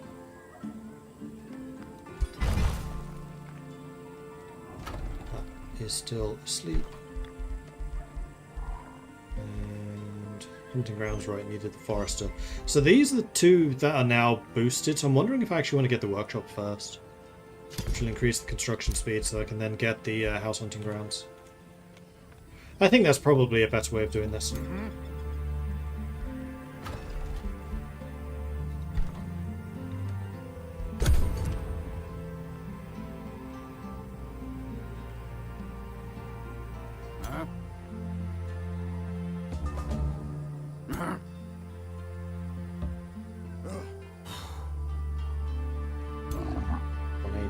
Actually even weaker, so we'll go up to you next turn.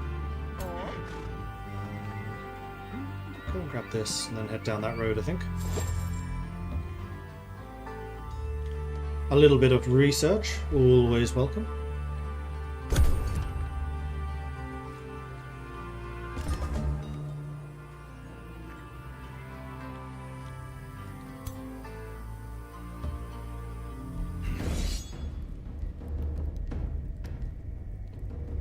Giant beetle is just a fighter.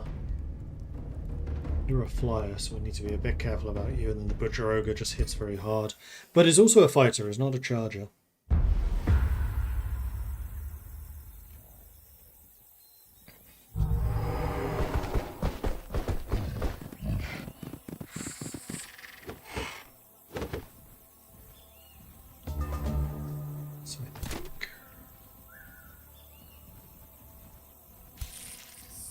No, beetles can already reach us, so we're going to need to put somebody there, if not there. Let's see, you're here. Then we'll stick the bannerman right behind you. The mage.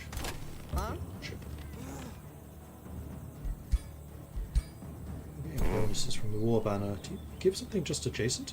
Liege Lord of the House is on the battlefield, granting hit points and morale. Defensive tactics. Right, +1 defense, resistance, and evasion due to standing next to a friendly unit, also with defensive tactics. So as long as we stay clustered, we're actually quite strong. So we don't want to split up.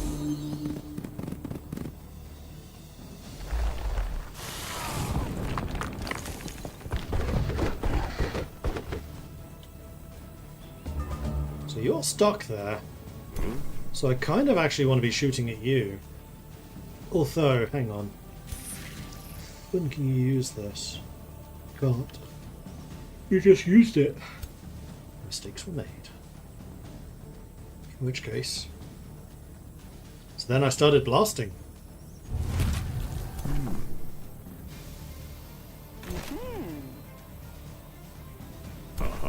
Yeah. You only need 1 point to shoot, so how about we put you... Shoot.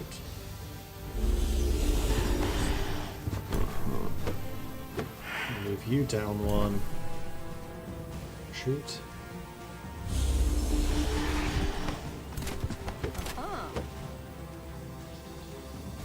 Now you have a 90% chance instead of a 65. Which kills it. And then we have the defender. We may as well just start hitting.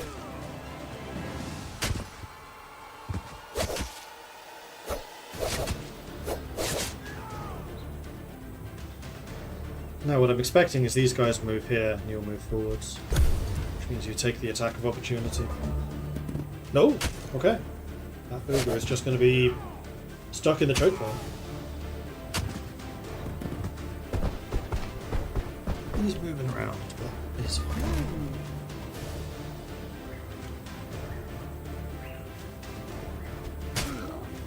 Let's take him out at range. I like the gameplay, but the music sounds horrible, at least on stream. Try refreshing. Sometimes I know Twitch can mess up audio.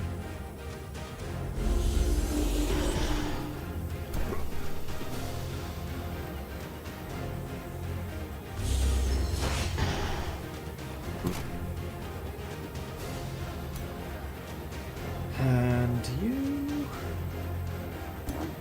You're going to be able to reach us next turn, which is slightly problematic. If I go here, and you go here, you're going to be able to block all 3 of us from hitting. Which is not ideal.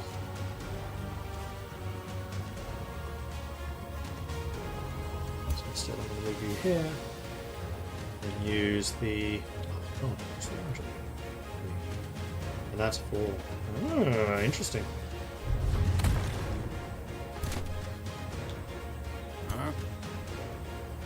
This cannot be used in enemy zone of control, so I'm not going to be able to... Oh, I meant to attack with you. Whoops. Not going to be able to heal.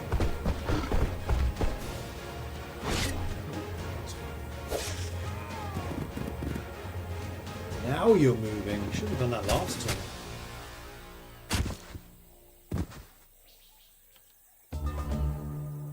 Well, that's fine, because what you can do is you can banner up, which will heal everyone around you.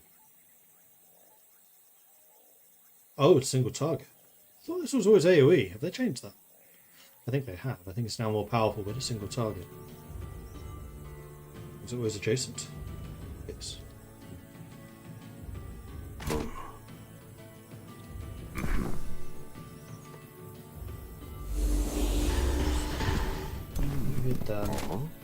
allows you to finish that.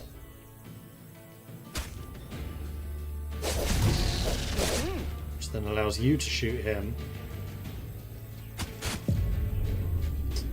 Great view. And there we are, victory is ours. Huzzah!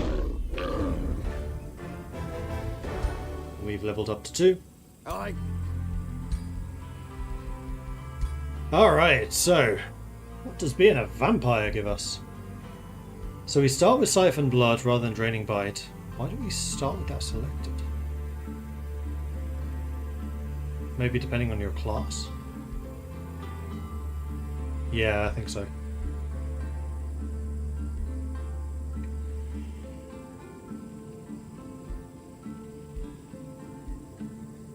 Blood Drain abilities gain a 60% chance of inflicting stun. Okay, that's quite nice. Drain Familiar. Drain unblockable damage to target friendly unit, then heal the caster. Siphon Blood gains 2 range, so then becomes range 5. That's a lot nicer.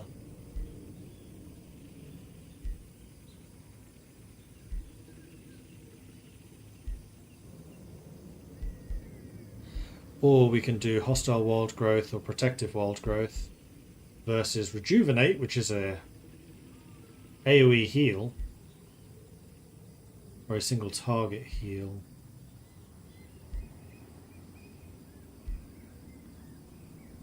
Oh,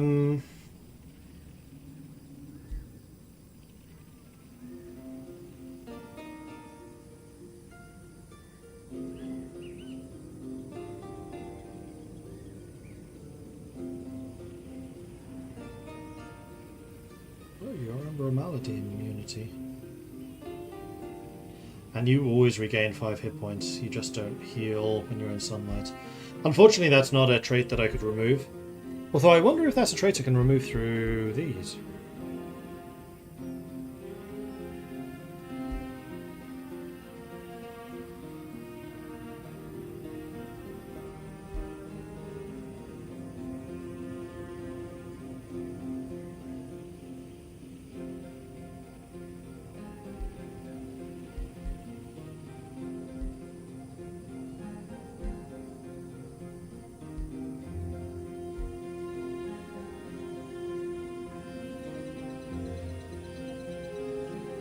So I think for game mechanics wise, we probably need to produce Gloom.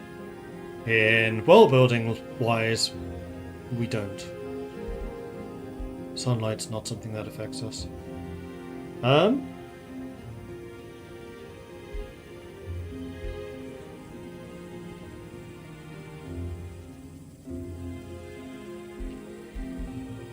kind of like the idea of getting the extra range. I also kind of like the idea of you getting heals. But then the question is, do you want the AoE or the single target?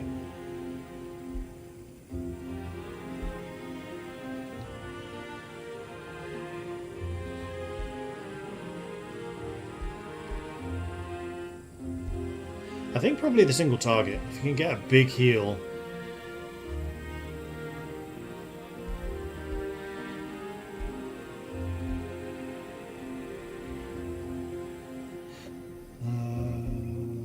Get that through the central path. Oh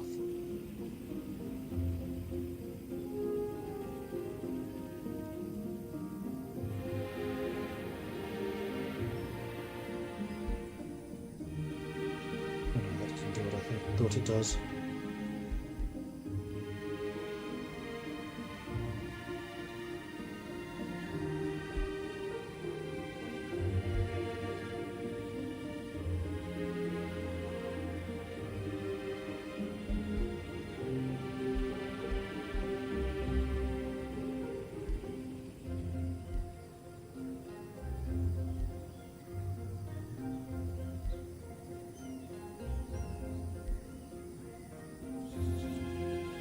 All friendly units in combat heal for 10.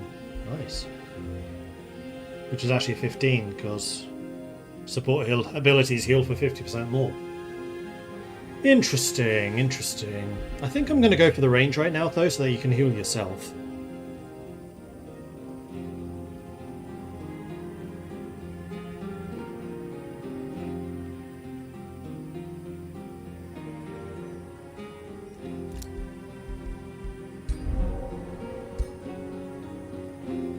And then that's another small monster den. That should be pretty easy for us to kill. Is that?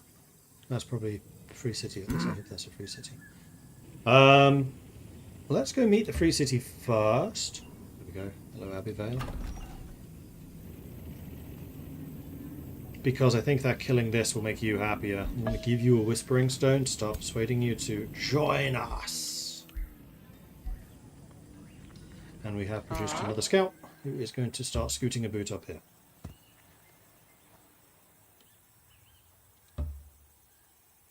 And there's actually a bunch of different things we could fight for experience down this way. We do have an Underdark. Underground, rather, not Underdark. It is the Underdark. So we have Underground and we have Umbral. And I could actually have seen that because we have the 3 buttons here. I just didn't remember.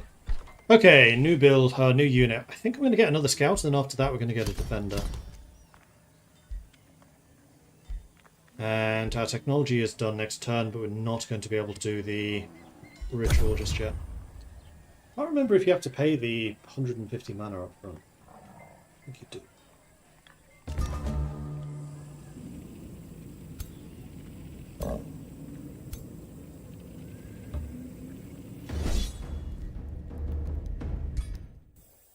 Let's get into the fighting. Don't get it. What's the problem lore-wise that you don't want the vampires to be affected by sunlight? So vampires, in my world, are blood mages. They're not vampires as in affected by vampirism. So sunlight doesn't really have any bearing on them. All of their power comes through blood. And their ravenous hunger isn't so much that they are hungry, it's that whenever they do magic, it uses up their vital essence, which then needs to be replenished by consuming the blood of others.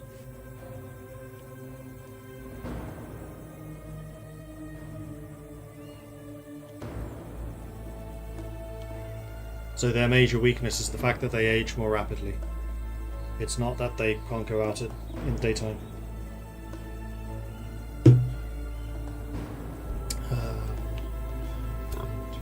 These guys are ranged, and if you move to here, you can shoot anything you like. And I don't like that. So what I'm going to do is move you lot forwards. Let's get you as far forwards as we can. So you.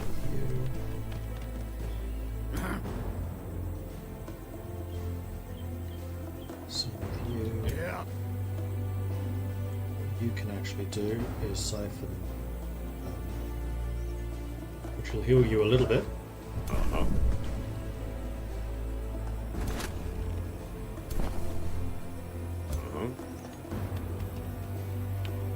Thinking is drop a big old heal on you.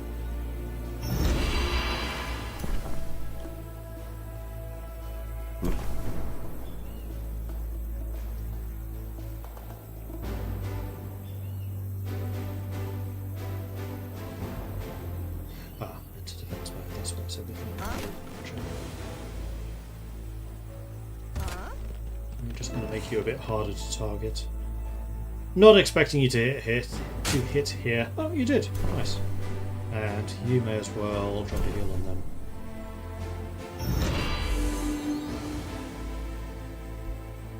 Alright, let's see what they do. Yeah, you're going to go and attack my squishies. That's kind of okay. When can you heal again? Next turn. So I'm thinking what I might do is make you move to here. Oh wait, is this going to cost mana? Yeah, 10. I don't want to spend mana. Because what I was going to do was the Rite of Bloodletting on you, which means that you take 5 damage, but these two both take 10, and start bleeding. But instead, I think I'm just going to start blasting.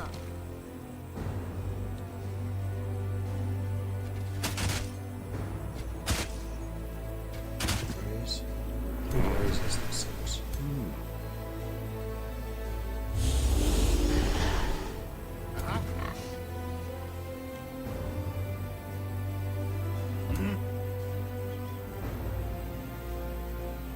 Remember, we want to be standing next to people so they get the extra defenses.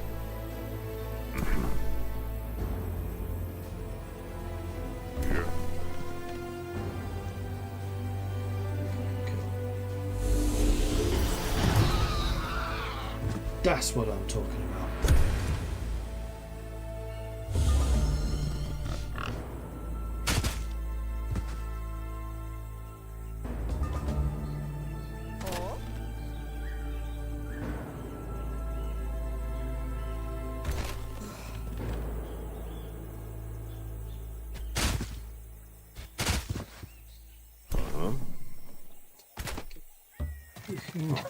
Excuse me, get behind him. Take a swing. The rest of you, frankly, may as well start blasting.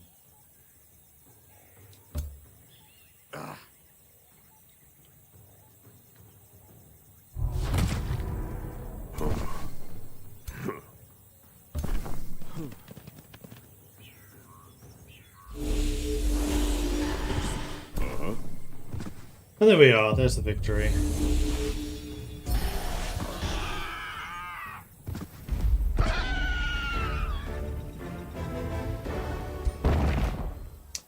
I got some rewards. Crown of Accuracy and a Wand of Blizzards, which has a slow. Hits hard. The Crown of Accuracy, which is plus 10% accuracy, which is actually pretty darn nice. So we'll definitely put on your crown. And do I wish to... So I can't. It's a different type of weapon. Oh, no. Oh! Oh, even better. Yeah, it's an item. It's not a weapon. Hence it didn't have any attack abilities. So Abbey Vale should really like us, seeing as we just killed a bad guy spawn. Next turn we can do our transformation spell. I think in the meantime I'm going to head home and rest up a little.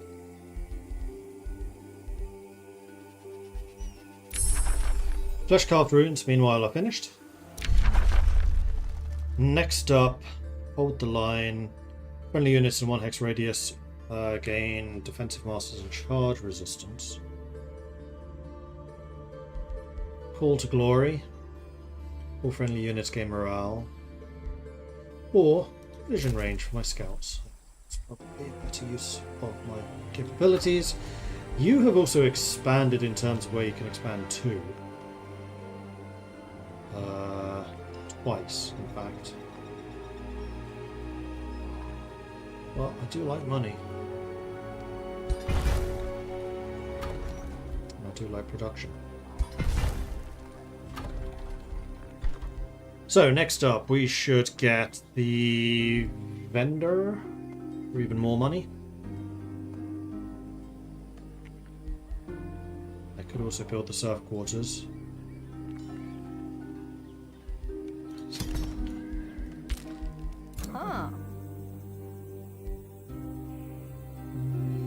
Could go underground, but I think I really want you to do that.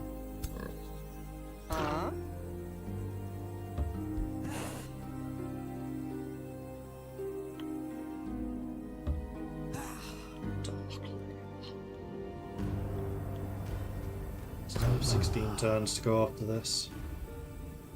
Oh, you have a tier 4 Rose Knight. I see the problem. At least we finish the scout next turn, then we get another footman in 3. You're scooting a boot. You may as well scoot a boot this way.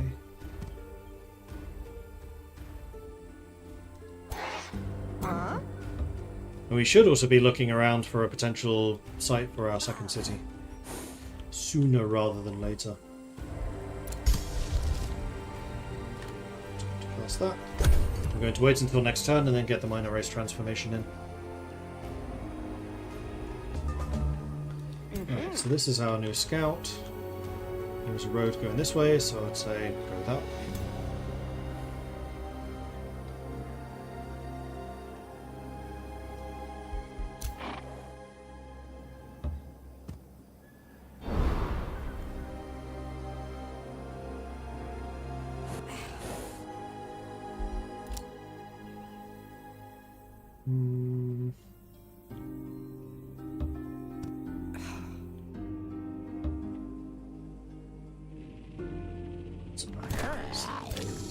definitely getting a bit stronger.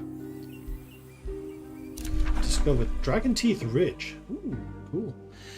Gazing up at the remnants of what was once a majestic horde, one cannot help but contemplate the dragon that fell here. Its destructive rivalry with the giants. See how even the bones seem to protect its treasures as the wind howls through the peaks. I swear I can hear the dragon's ancient roar still. So, adjacent provinces gain gold and the ancient draconic frenzy. And if we have at least 3 units touching, then we can recruit dragons.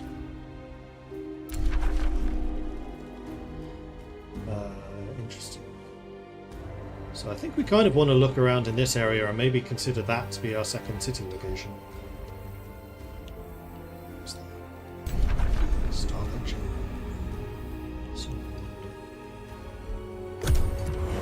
Alright then.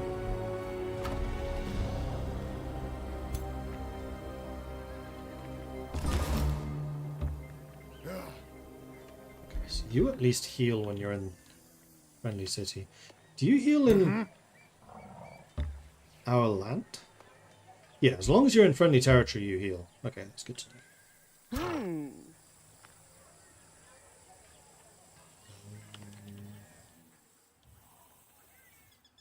We kind of want to see what's up this way. So I think that's the direction I'm going to be sending this scoot.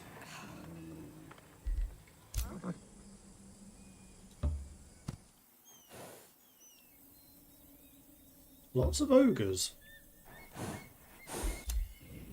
Which might well have been a setting I set for this world, I just don't remember. There's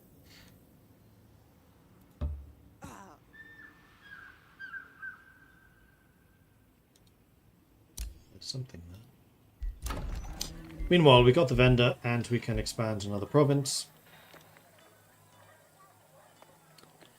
I think it might be time for foresters.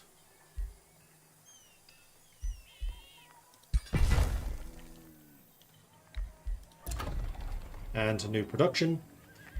Let's boost the library so we can get some more knowledge going. Oh, we could also do the castle. That way we get the aspirant knights and the bannermen. Let's do the library and then the castle. We have plenty of money for it. And we can also do magic. We can now do the flesh-carved runes.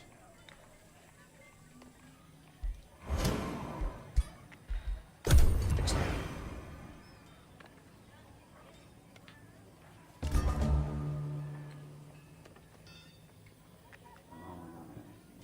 13 turns until you have to die.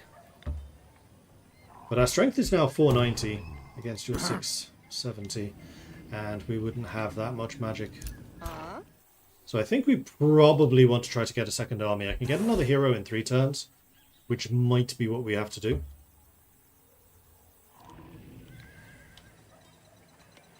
In the meantime, you could get some experience up here. I think that's probably worthwhile. Because getting experience is also another way of gaining some more combat strength.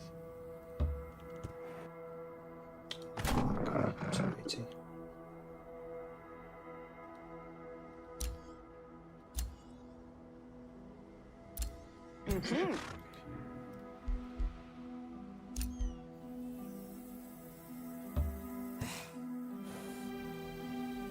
Great bird nest. There's Umbral. Gets here. Take another look around. 400 combat strength. Yeah, we just got really unlucky with that monster spawn being right next to our city.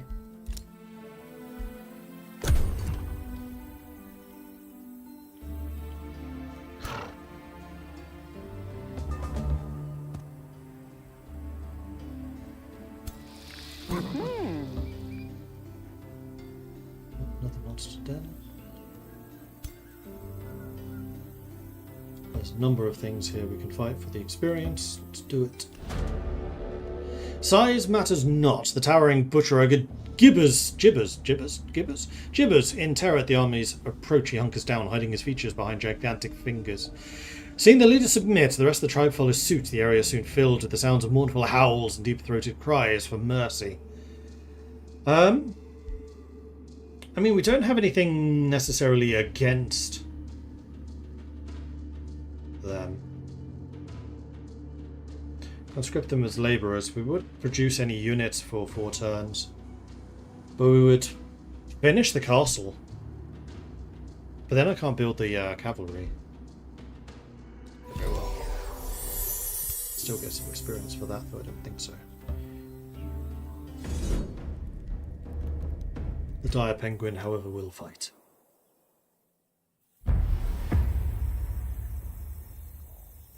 Vampires need to produce sunless terrain to heal, so even if you're in friendly territory, if the tile is not sunless or gloom, or in underground, you will not heal. But it doesn't look like my capital is in gloom. I might be wrong. We can check. So these are all fighters. You are flyer. Literally just attack.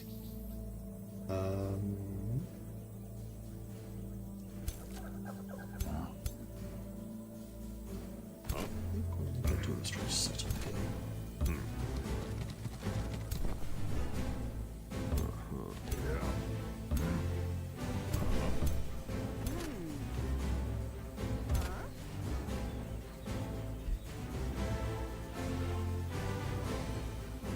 Ah, War Banner, it does give a bonus. Extra defense and resistance.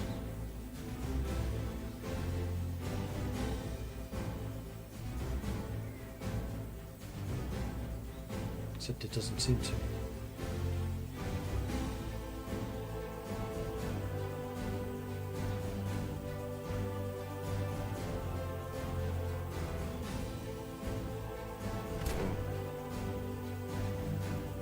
That's giving the War Banner bonus.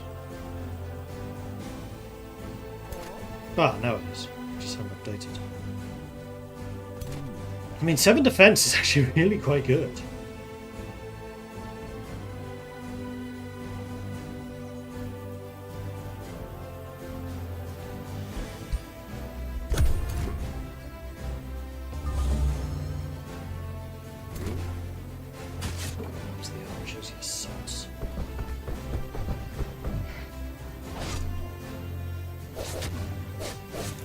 No, you're not. Okay, good.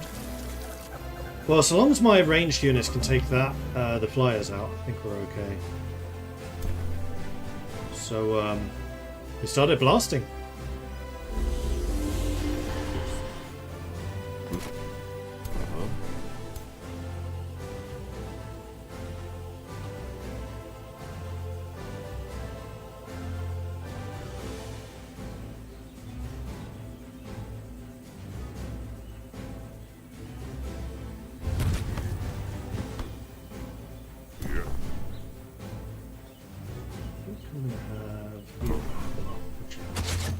Let you get attacked, but I think you can take it a bit better than the archers can.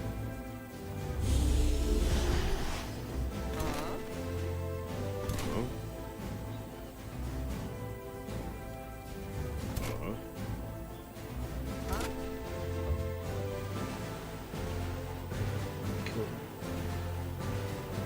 You, however, will.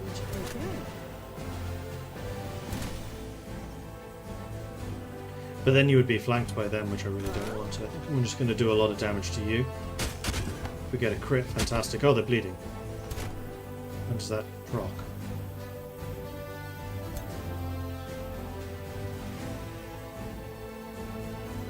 Yeah. I think it procs at the end of their turn, unfortunately.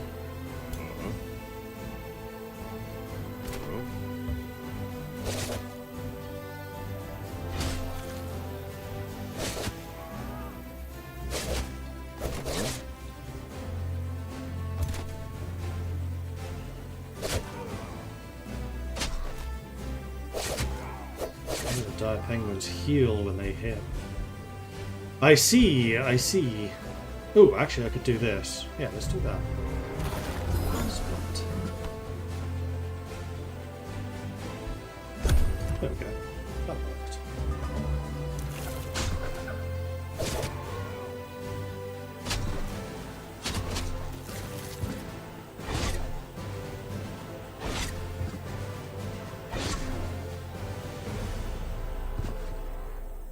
Okay, let's bring the archers in a bit closer again.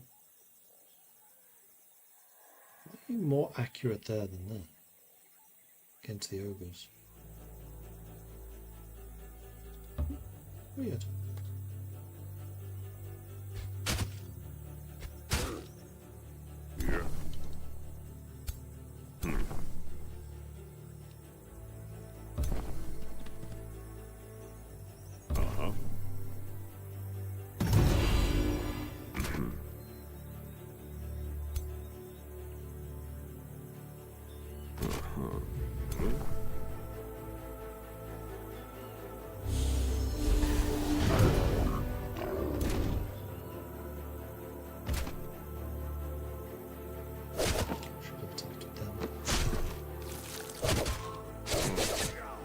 Slight mistake made there, but it's fine.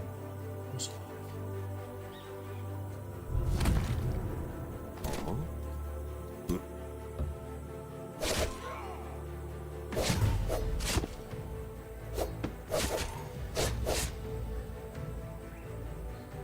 Oh, got a nice crit there. Ugh. Apparently my teabag split. Got a mouthful of tea now.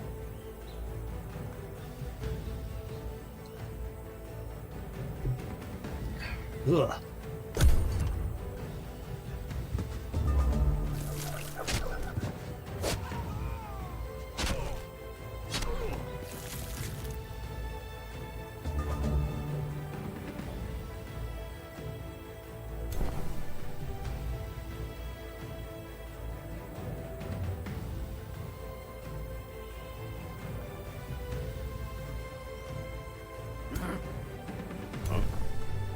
So, we started blasting.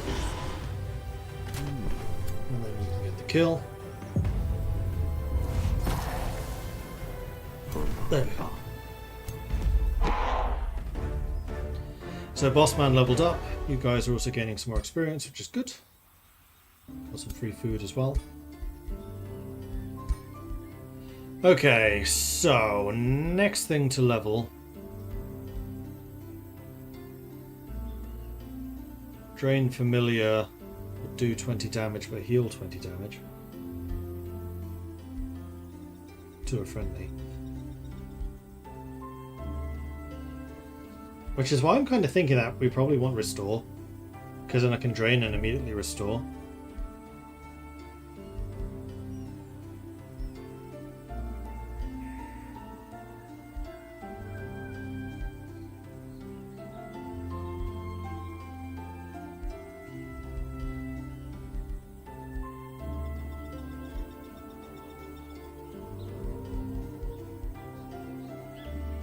Let's grab Restore now, so you can heal. Alright, so, hometown. Just that one region. But yeah, judging by this, it probably is Gloom. Yeah, it has the white flora, so it must be a Gloom zone. Just says fertile plains.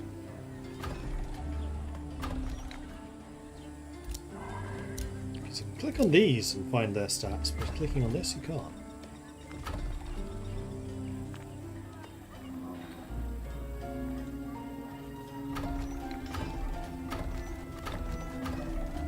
It just doesn't let you.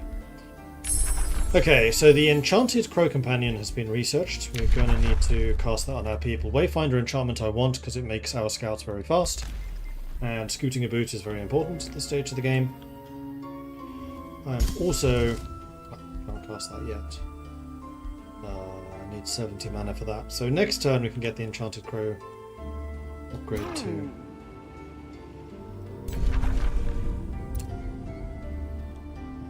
can still move. I want you going this way.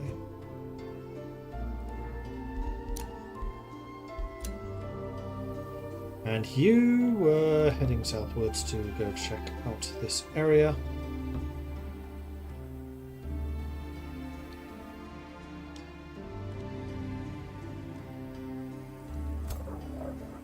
$220, so this army should definitely be able to deal with that. 12 turns until this mission times out. It's still asleep. We need to build something. So we just got the castle. Vampire Castle Foundation gives Imperium, gives vision, unlocks thralls in the city, which are produced like population, gain clairvoyance ritual. If souls are unlocked, gain the Sage roll, say soul drain ritual spell, and the thrall effigy. Don't know what thralls do.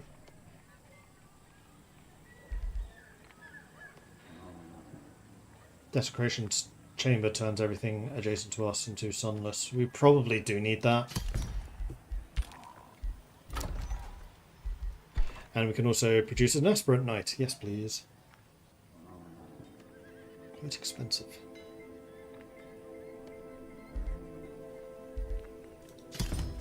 But necessary. And we can also expand our borders. I think. I'm going to grab another forestry.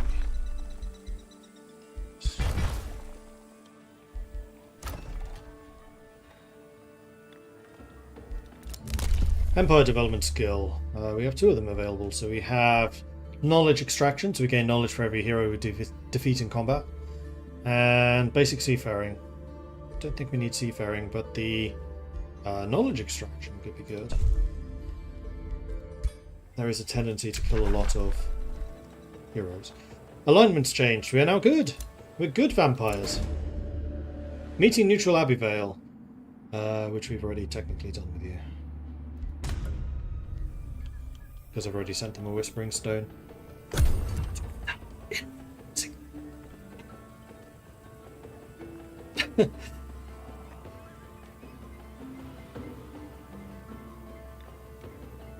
RT Drex, the English version of snooze.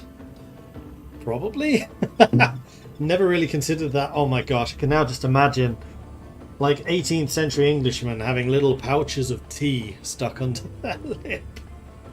Like Swedes would do a snooze. Oh, that sounds terrible. And yet entirely... Oh geez, that's a lot of bad guys. Believable. Okay, I don't think we're going to be able to build a city up here. I think there might be some resistance.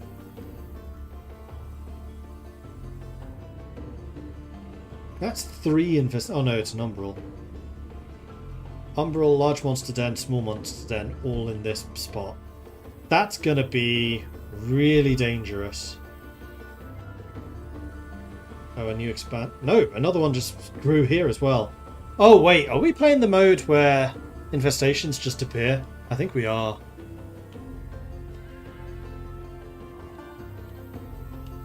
He's still asleep. He's still asleep. Yeah. Well, I would say let's go fight them, then fight them on the way home, and then heal up again.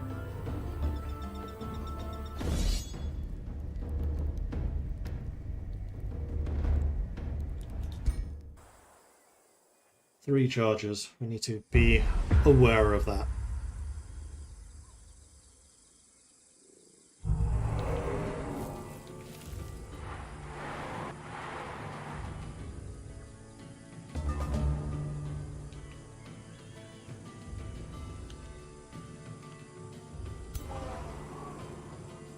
Spirits. And Storm Scale Serpent.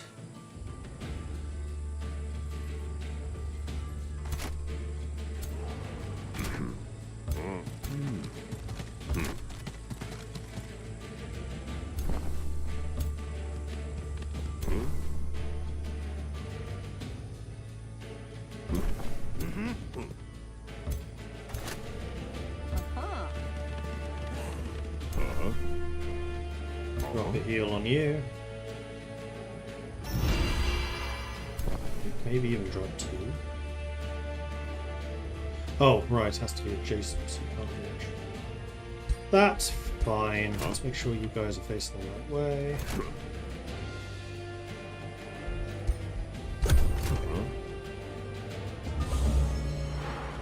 Oh, they could reach. Oops.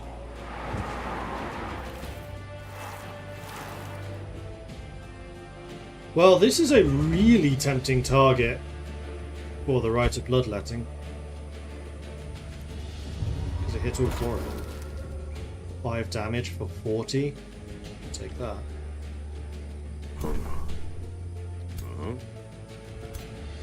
So you can do a restore on him. No, you know what you should do? You should do the hindering blizzard on all of them. Oh my gosh, that's so much damage.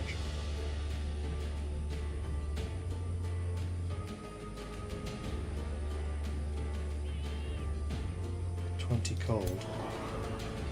You're not vulnerable to cold. No. Yes, yes you are. Interesting. Well, I'm glad I checked that.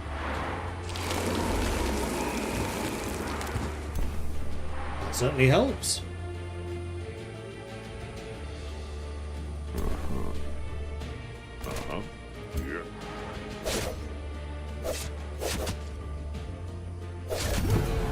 Down.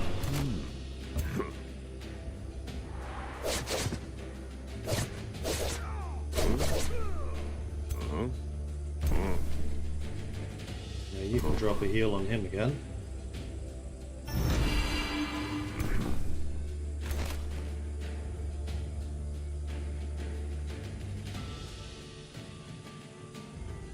Ability to shoot these guys is questionable.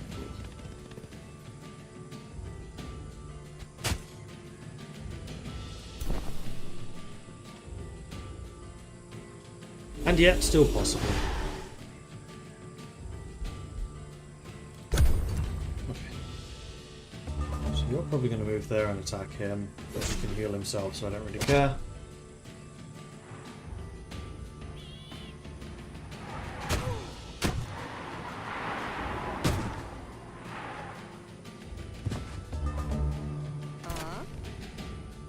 Also, you can just straight up kill the storm scale.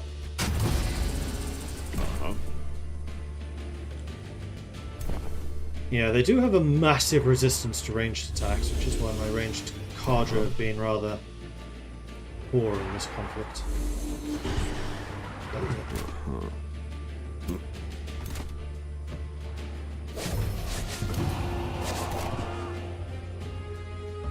This was definitely made a lot easier because of my Frost Wand, so it came in useful.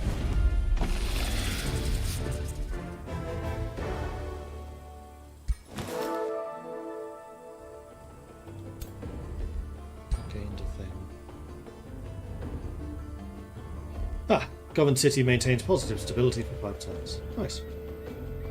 So on the way home, we want to go and clear out this. And then basically spend a little time healing up. 11 turns until this needs to be cleared out. I'm going to grab the chest.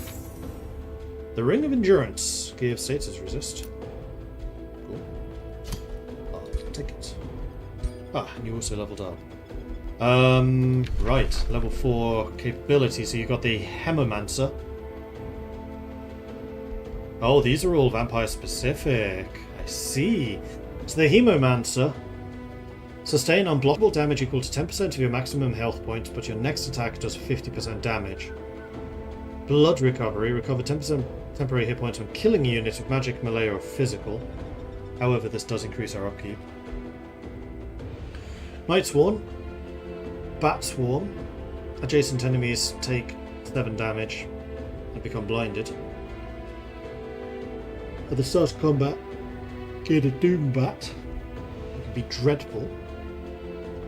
Enemy unit gains Torment until the end of combat. When the unit uses an ability, it sustains frost damage and loses morale. And we're a Tyrant, so attacks cause 4 morale loss on the target, doubled for simple shots.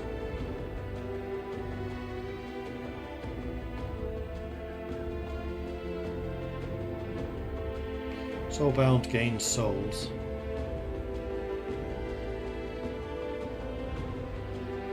Shield of Faith gains faithful. Attackers have a chance of becoming remorseful, so basically we're really tanking their morale. Desecrator has Dark Sacrament. Target corpse explodes and all enemy units in a 2-hex radius of it sustain poison damage.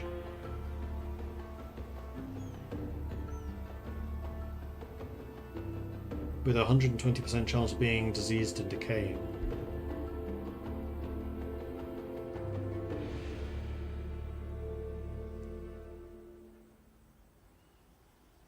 At the start of combat, we conjure a zombie. So of all of these, the Hemomancer I think makes the most sense. Although we did say that, despite the fact that this guy is technically a vampire, he's not really a vampire. Why is my green screen misbehaving so much at the moment? All of my lights are on as they're supposed to be.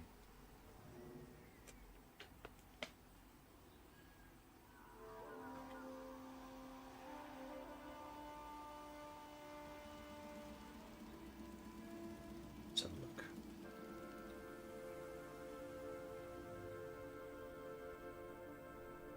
This is the part of this I don't like, is the fact that the background is black rather than another colour. No, sorry, it goes grey. Black would be fine, but the fact when you... Filter? Oh, here it is.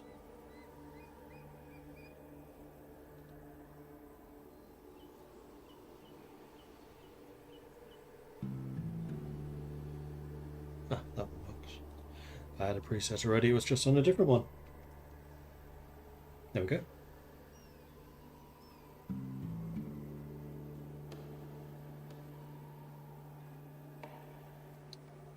So, yes, do I want to be the Hemomancer, even though this is a dwarf and doesn't actually, per our lore, have the ability to do blood magic?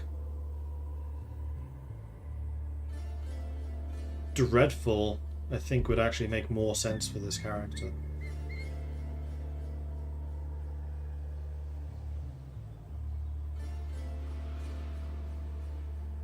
What does Hemomancer give? Inspiring Killer and Searing Strikes. Might Sworn gives Frost Strikes Pack Leader.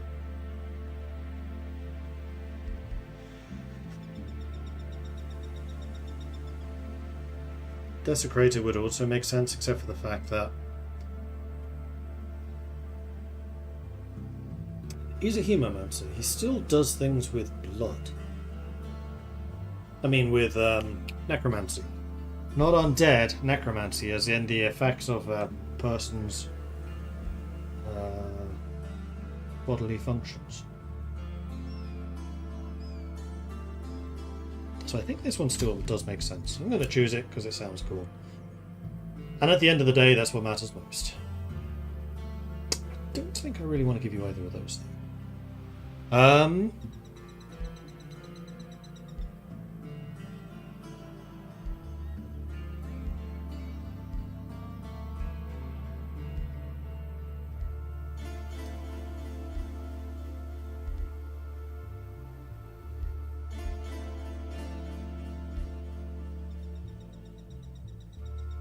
The chance of inflicting stun's quite nice. Boosting the strength of your heal, I think, is also really good. Let's do that. Let's just make you a healer, basically.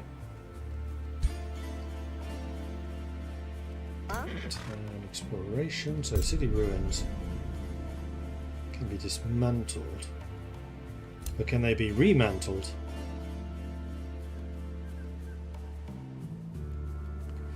Ruins, monolithic structures of an unknown age. A quarry can be built here, a research post will grant extra knowledge.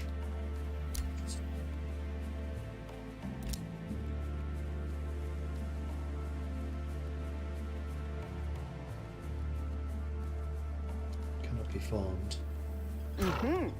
I'm curious to see if there's anything more down here. I mean, we have a watchtower we should go and try and claim.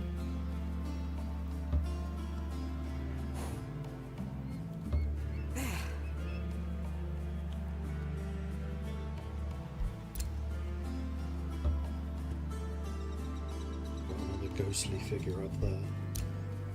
Okay, so now we can transform the Vandralorn. Give them the extra hit point regen on the world map.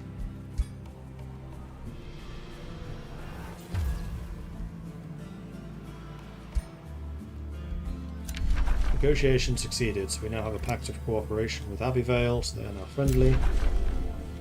Infestation is spreading. We're getting our Aspirant Knights in 4 turns, we're getting the Desecration turns next turn. So at that point, the gloom will start to spread.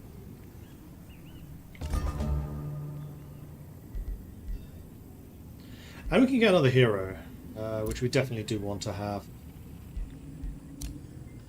So we can get a warrior, a battle saint, or a spellblade.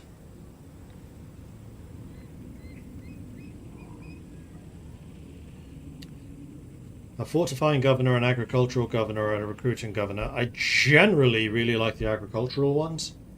So, do you start as a vampire? No, you just have the blood effect on you because of the ritual that we just did, the flesh carved. I'm kind of leaning towards the battle saint, just more support characters. I also like the idea of a warrior, though, because our guy is going to be able to heal very effectively. Elitist, reach level 12, fight alongside the ruler. So if we put you in the same army, you're going to level up in no time. Basically, we'll replace one of the bannermen with you. I quite like the name Dagna the Glorious as well. Alright, so what's the story of Dagna the Glorious?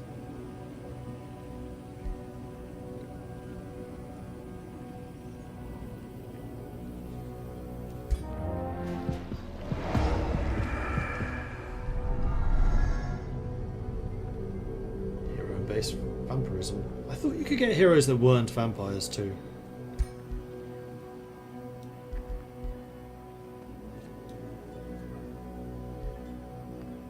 Elder Vampire's Gift. This unit has 5 more hit points and extra resistance. Turn Vampire gains a stack of this for every signature skill the Elder Vampire has. Heartless. Liege Lord.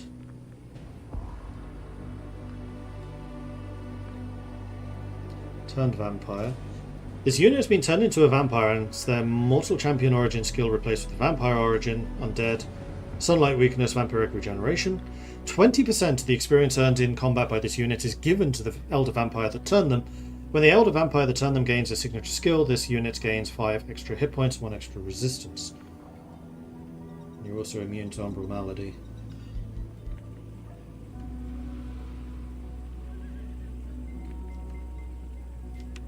So I'm going to keep Dagna the Glorious as the name because I love that name. It's kind of cool. So let's bring back.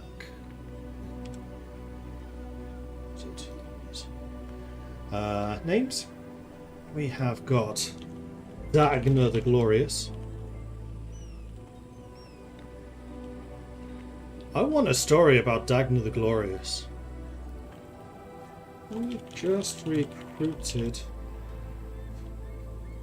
Actually, Dagna the Glorious would effectively be the first vampire.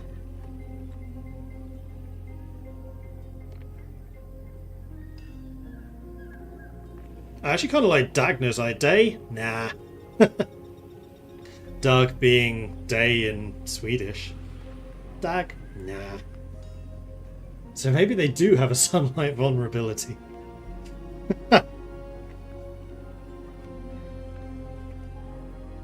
The first vampire proper to be turned / taught by Vandruk is Dagna the Glorious. What is her story?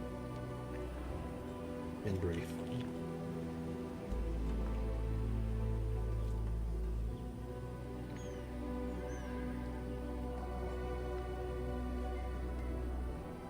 Crop Noble? Yeah. Firstborn of the blood, eternal marshal of the Vandrelaw, Dagna became life as a shield maiden of the northern humans, renowned for her ferocity and unwavering faith that the drow could be resisted. She is a saint. She was the last surviving commander of the Redwood Stand, a brutal hold the line battle where her forces died, burying time for the evacuation of the 3 villages on the Feywind. Mortally wounded, she was brought half-conscious to Vandruk, who had been observing the battle from afar in secret. In her dying moments, she refused mercy, not wanting to fade while the enemy still stands. The obstinate refusal to die fascinated Vandruk. This is really good. Seeing her in perfect test subject for his theories, Vandruk performed the first rite of the Crimson Awakening on her.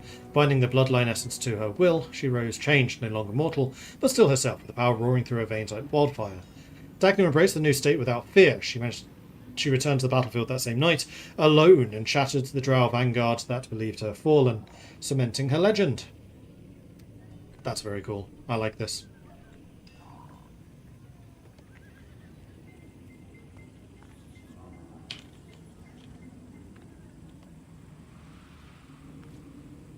Alright, so Vandralorn's first Blood Marshal, so there's a title.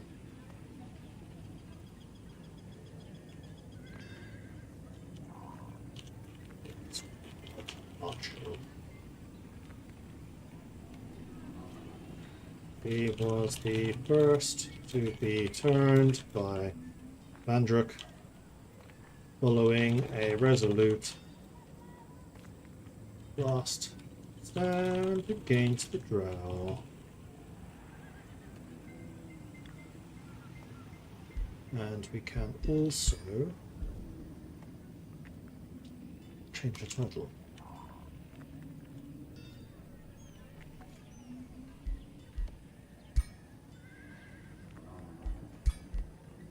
Cool. So she definitely wants to go and fight alongside our boss man, as she is an elitist. She get there in time. You get the radius. Yeah, you will. Excellent.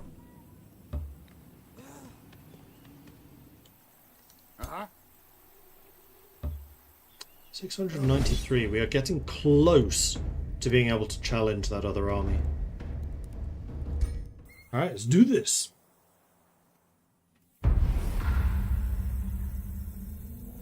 Dagna the Glorious. I'm actually really liking this faction. They've become quite interesting.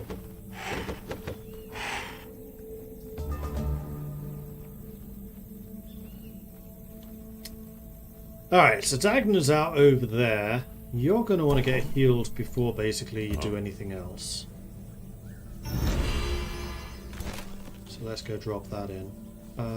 You're a charger, these two are just fighters.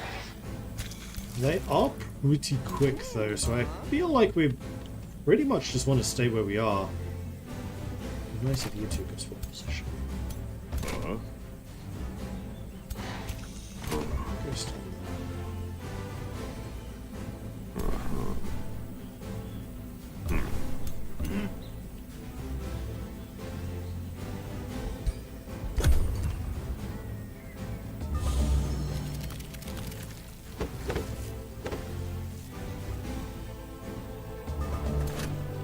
just beyond my range, didn't they?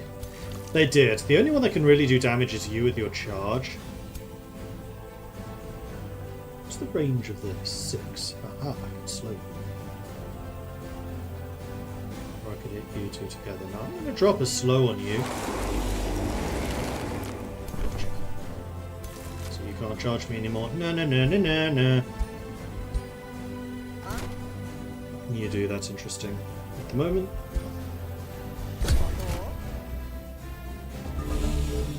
Cannot seem to find expansion pass 2 for the game. Is that the current expansion pass or is that the previous one? Check for you in a minute.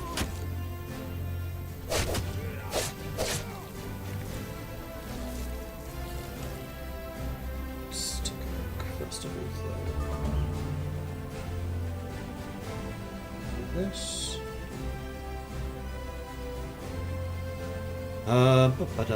Age of Wonders, store page.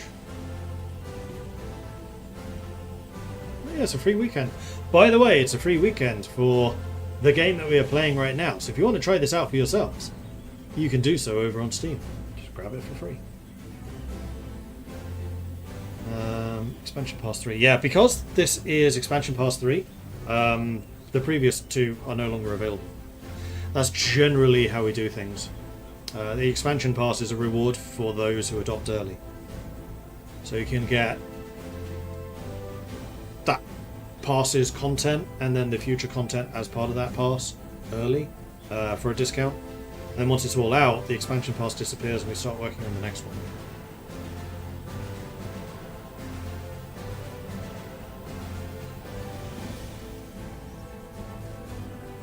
So that's why you can't get it.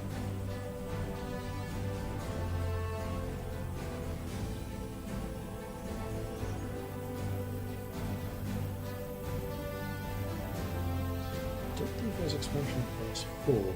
No, 4 isn't available yet. This is 3. This is Throne of Blood, which is part of 3. And then there is also the Cosmic Wanderer, which came out first. And then still to come, we've got Rise from Ruin and Secrets of the Archmages coming next year. All part of this pass. So there you go. Alright, battle time.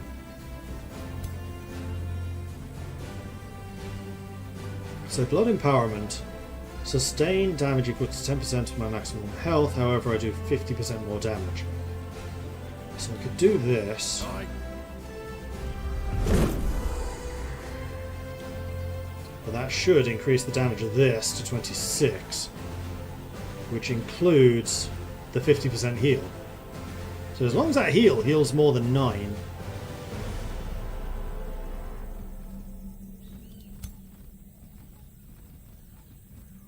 there we go. Net gain.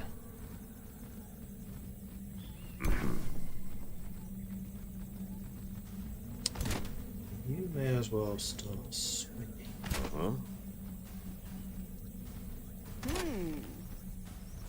Let me shoot them because I don't want them to be able to flank me. That would suck.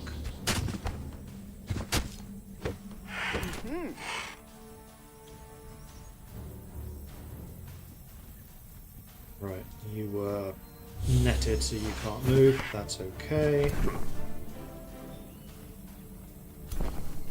What I want to try to do is get you killed. I think so. Which frees up my front line to go and tie these two up. Let's go and shoot you. Because you're in the woods, so you're harder to do. And then you can go and stand over here. Ooh, crit. Nice. And you can go and stand over here.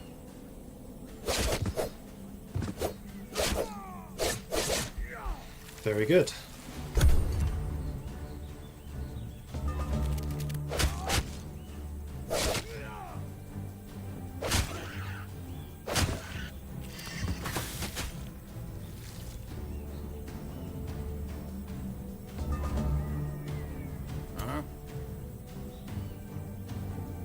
How often can I do this? Every 3 times.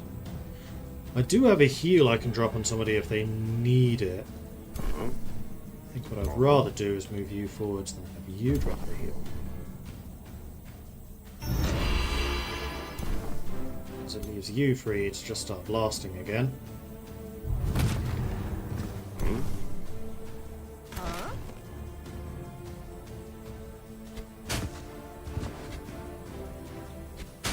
Ow! Shot my own people in the back. Not very good. Let's keep shooting at that.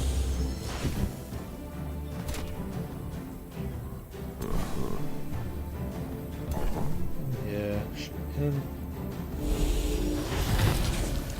Freeze these guys up to come over here and start swinging at them. Should have attacked with you to absorb the retaliate. Oh, 1 crit. 1 crit. There's a crit.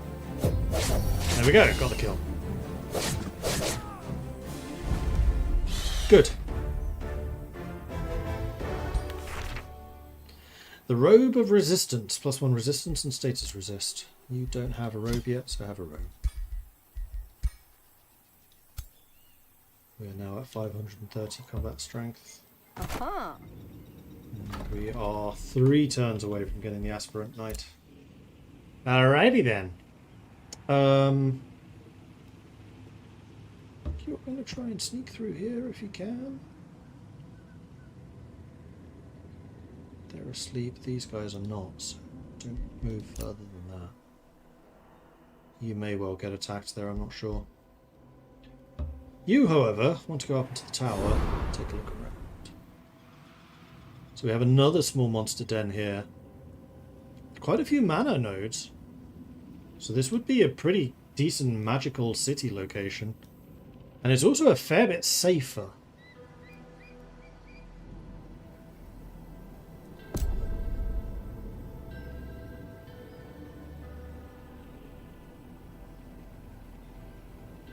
So you need to clear the ruin.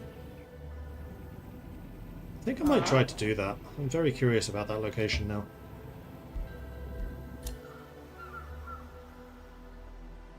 I doubt that there's anything else down here.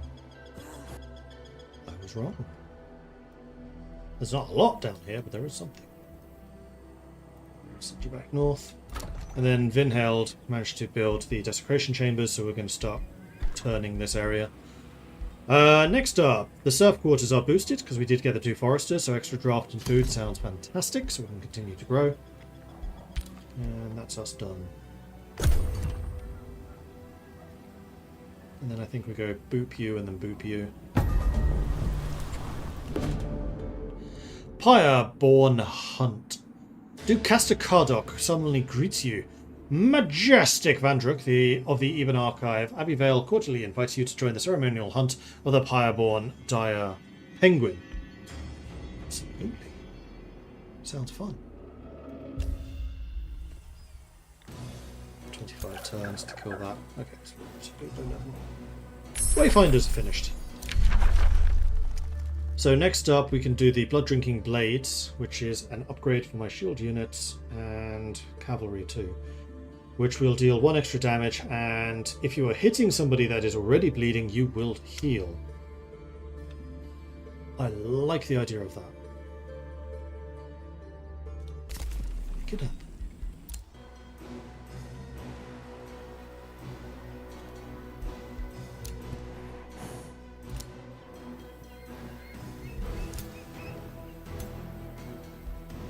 You to leave this army.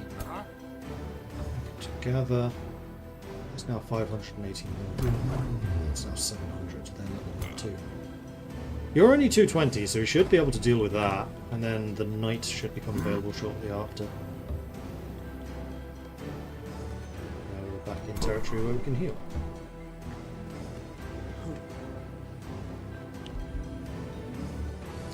So we're going to cleanse that, come over here, build the city.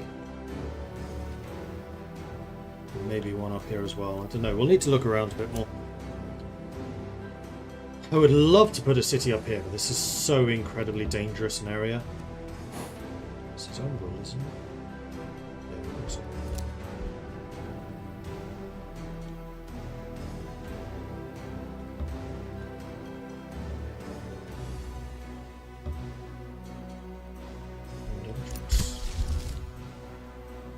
Oh, right, we never did actually finish these. Go vision range first, I think.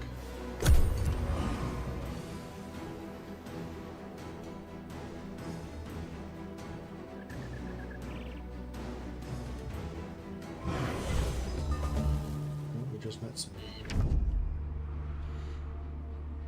So, you're Archlord Vandruk of the Eben Archive of the Vandalorn. I'm not impressed. Tread carefully before I decide your realm is worth conquering. This is the Verbeeg.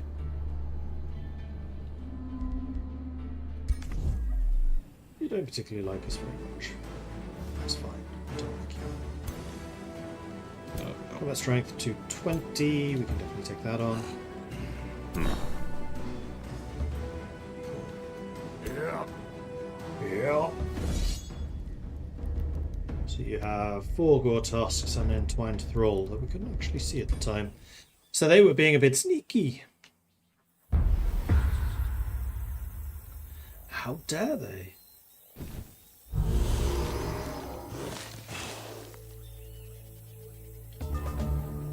Alright. So we do need to be aware of the fact that these guys are chargers and they're going to want to charge me.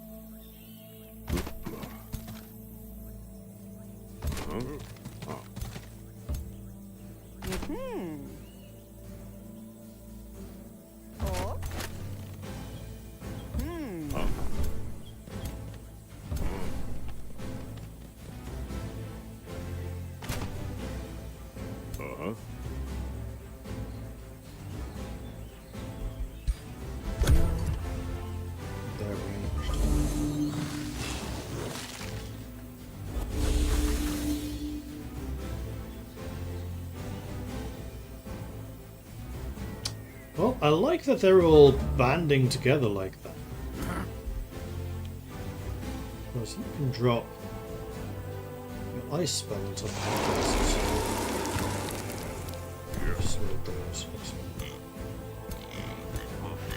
So these two are not really going to be able to get into the fight.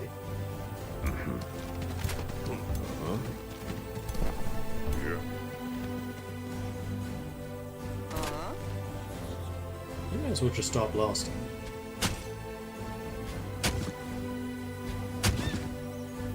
We may as well also drop the Rite of Bloodletting, because this is going to hit. Yeah, it's going to hit everything, actually.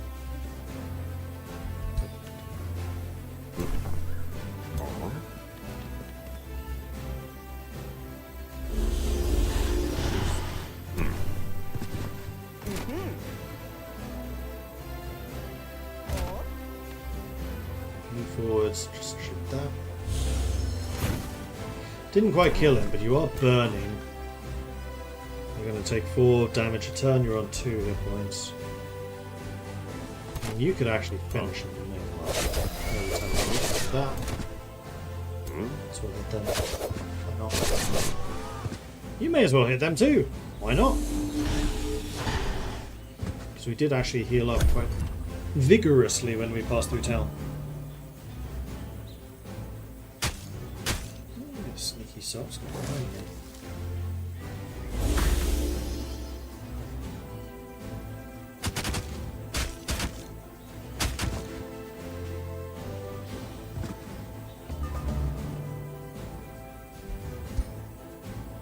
Now I can hit them. Yeah, and 5 damage from 40. I'll take it.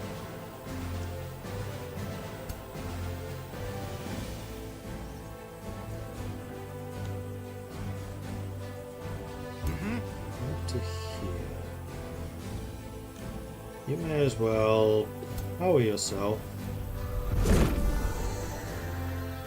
and slam him with the 21 damage. Like so.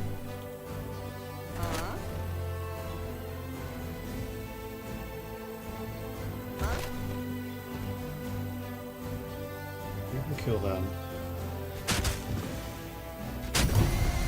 Which frees you up to start shooting at them. And they're plant creatures, they take extra damage from fire.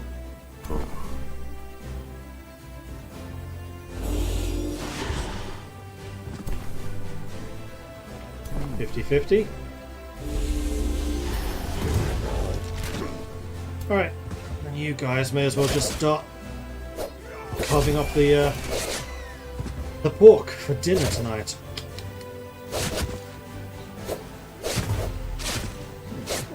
Do for dinner tonight? I don't know. Kind of fancy a pizza, but I had pizza yesterday. But I had pizza for lunch yesterday. I didn't have it for dinner. That matters. Yeah, so we basically took no damage. We gained an invigorating shield, but I don't think either of my people can use it.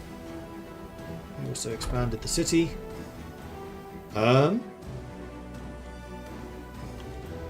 Let's go for the gold mine. Use of that gold vein.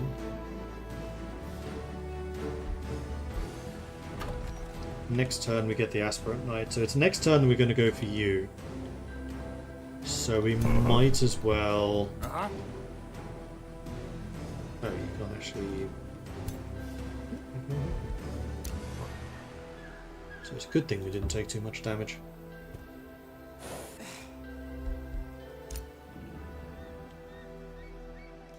So...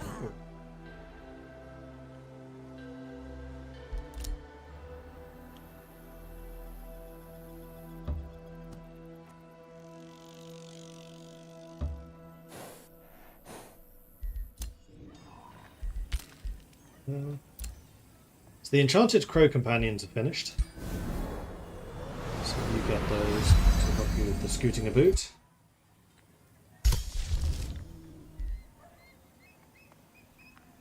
Oh, nice. So I want to get 70 mana so I can do this one. We are dropping in mana supplies, so I think it is going to be a good idea to have our second city over here. It's just going to have trouble growing early on.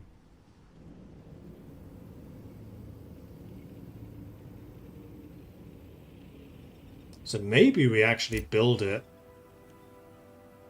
like here and have it expanding over there. I think that might be a better move. I kind of want to see what's up there. Maybe it's even worth building here and then spreading down. That's probably better. Then if one day we can remove this mountain so we can connect our cities. Otherwise we're going to have to go all the way around. Or get teleporters. That works too. But yeah, we've got to do that as soon as possible.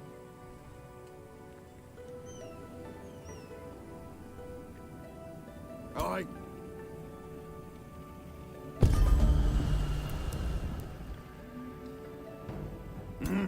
Okay, it is time, I think.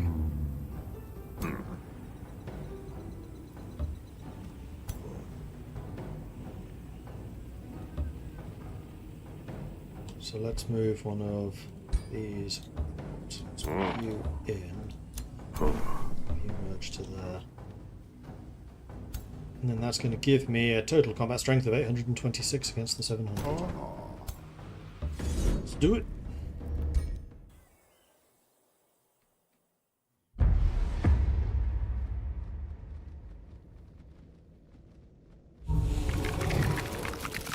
So we definitely need to focus fire that guy down. The other creature's not too scary.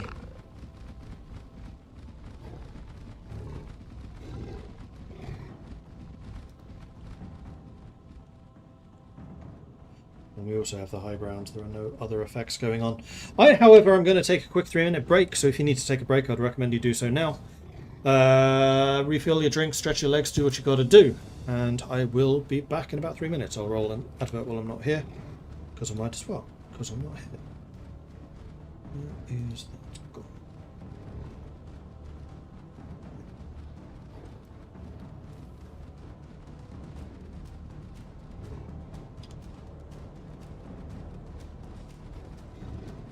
Okay.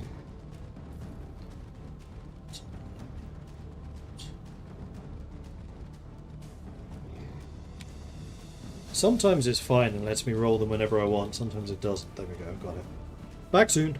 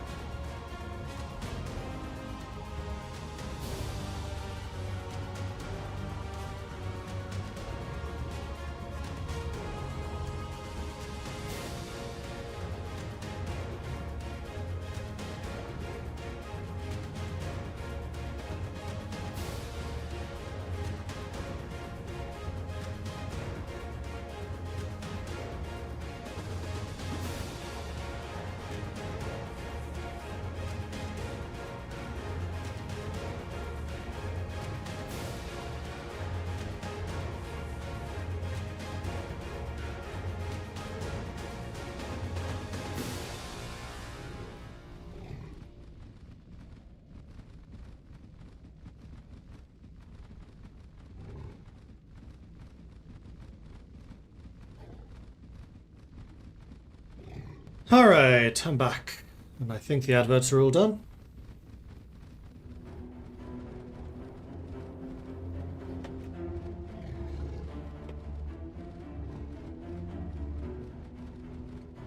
So let's go. There we are. Be getting a bit cold. I think today might be the first day that's below freezing in Sweden this year. Or at least since winter last time. At the start of the year. You know what I mean. 1 degree. Feels like -4. So no, it hasn't actually. That's going to be this evening.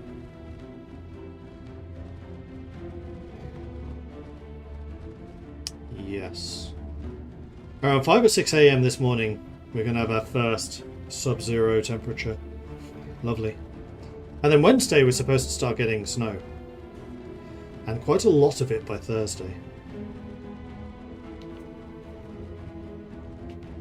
Fun times! I love the snow. Snow is fun. Alright. Less snow, more blood. So, Aspirant Knights, what the hell are you? You're a new unit for me. Oh, the Liege! The Liege Lord's house is on the battlefield, granting 8 hit points and morale. War Burner, you're an Aspirant Knight. When the unit gains Legendary, it promotes to a regular Knight.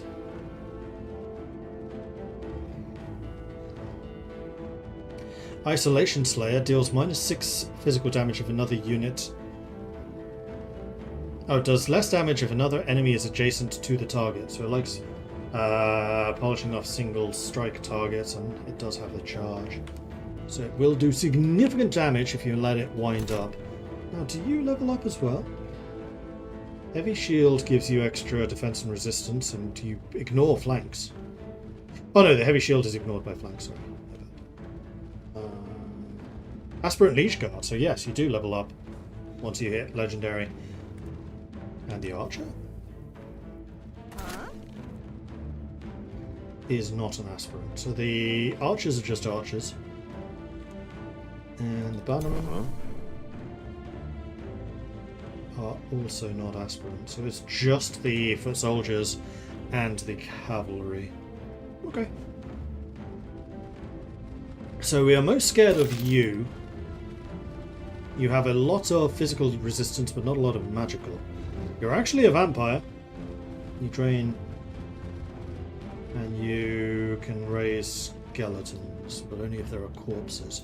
I don't really want to give you any corpses. Corpses would suggest you've done something wrong.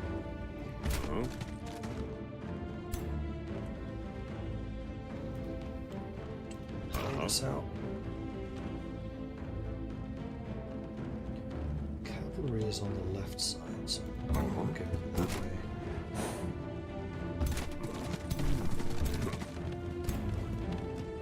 Right, and they do have a level 3 hero who seems to be a Spellblade. You can already reach that. It's a little concerning.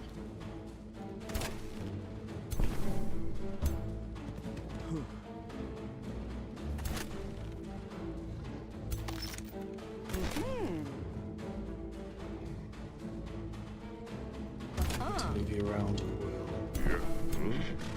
will. Alright.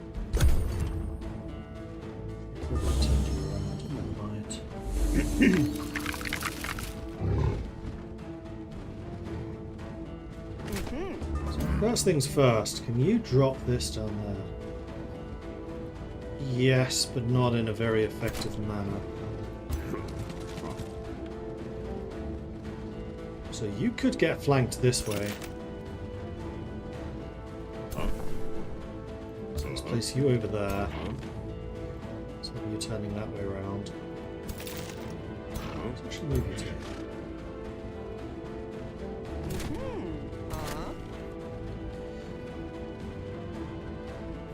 Go there, you'll be in village. You can actually be attacked right now, so let's back you off.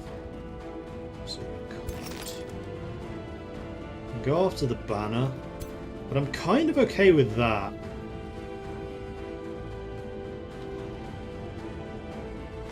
Let's have you facing this way so you cannot get flanked. Now they only technically have 2 close combat units, maybe even just 1.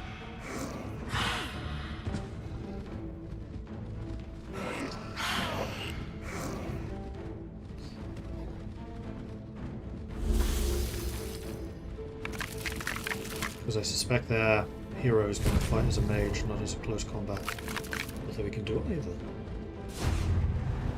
I have a lot of resistances, so I'm not expecting their battle mages to be very effective. And you've moved over that way. You did try to go for the archers, but the archers moved back, so you don't have the ability. Ha! Okay. That is good. Now, I will say... Start bringing the pain, shall we? Yeah. Pew pew.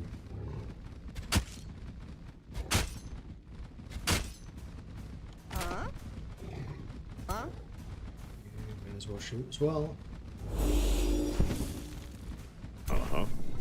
Basically, everything's just going to start blasting.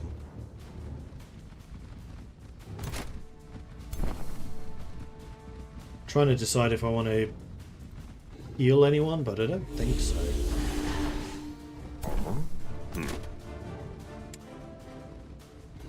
Do this. Yeah.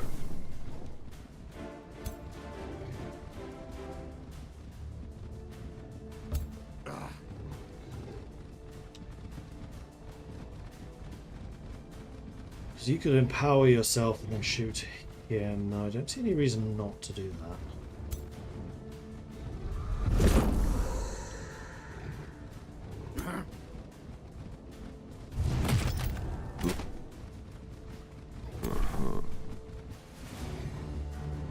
Regardless of where you move, you're not going to do any extra damage. I think I might actually move you round to this side in case they go for my archers, which they still might try to do.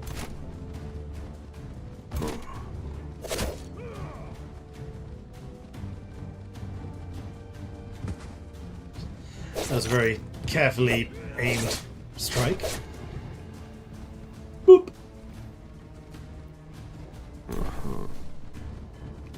So you actually have a better chance of hitting a hero, for example. No, I'm still most scared of this guy, so we're going to just keep on blasting him. I have capabilities to heal. I don't think that this is really in range of anything useful. Although what I could do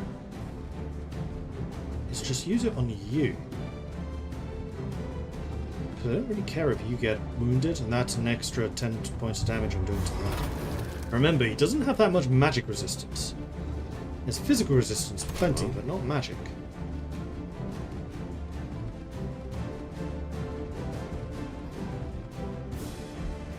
Then I think I'm not going to move you so that you can shield everyone around you.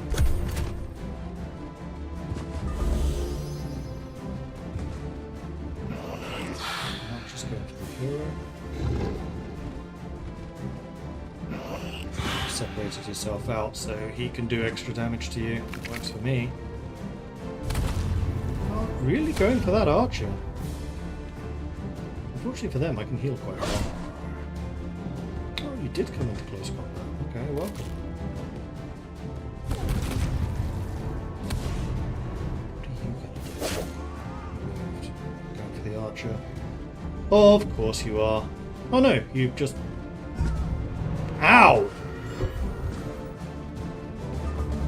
Yeah, you really don't like that archer, do you? And you managed to heal yourself too. But that's okay, because what I could do is just charge you in the side. If I was able to kill... kill that.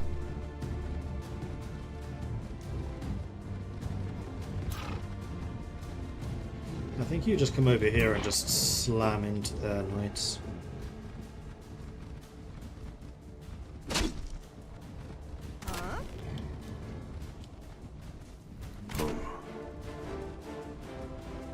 Be flanked with that.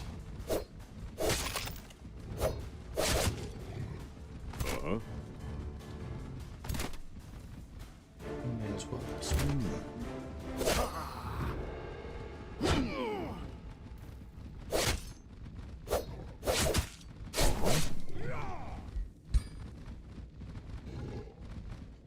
This would actually kill them, so I'm okay with that, because that frees up all of these guys now. So you can shoot the hero. So is it better to shoot them? I think what I might need to do is just straight up run away with the archers.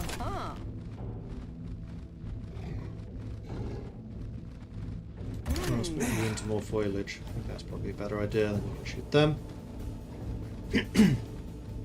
Yeah. Now I am going to need to try to keep you alive, which I think I'll do with your big heal.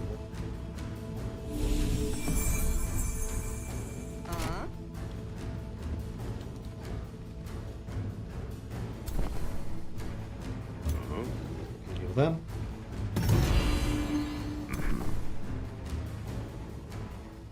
Heal them.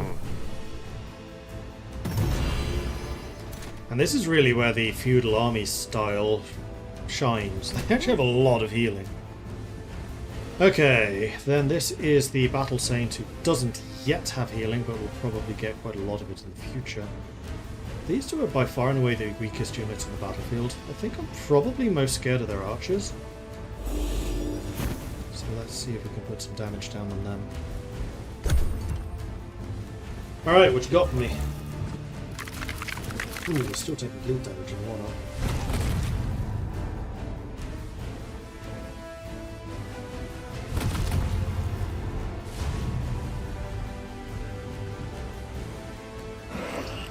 I think they're angry that I killed their knights. Because now they're going for mine. They're like, well, you can't have fun things. They cancel their heal somehow. They did.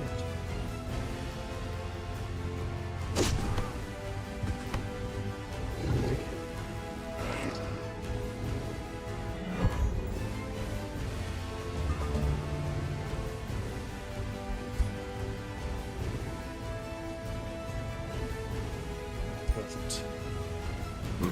Alright, so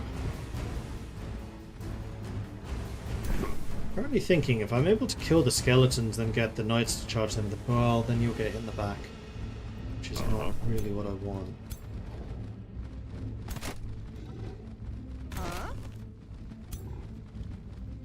Actually, you can do an AoE. Do it.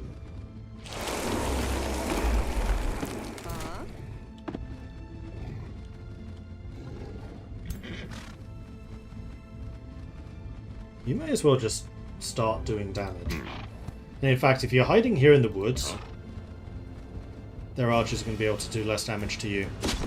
So we're using the cavalry as cavalry. And then the archer forwards to here. And you can either shoot them or them. I think I want to try to get rid of you. Just because you're currently acting as a bit of a connector. Do I have any way of healing you at all? I think so.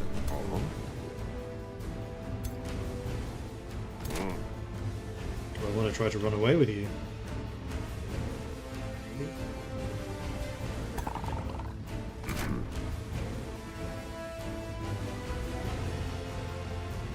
I think you're basically dead. You've got so many bleeds on you that there ain't much I can do about it.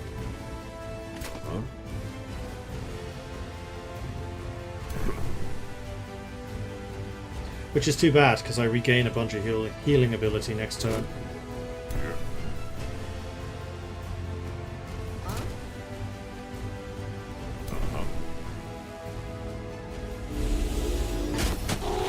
Alright, so that got rid of one of the skeletons.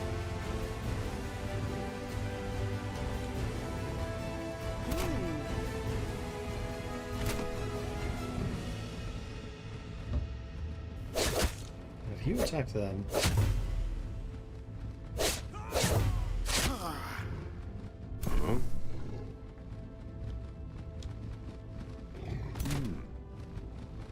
Now I don't know if bleed damage gets reduced by, for example, shield defenses. Maybe? Oh, you're slowed as well. That's why you can't really run away very effectively.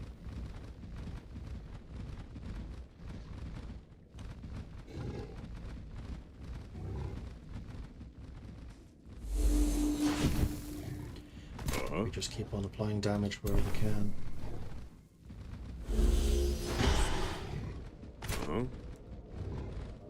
Kill them. Yes, but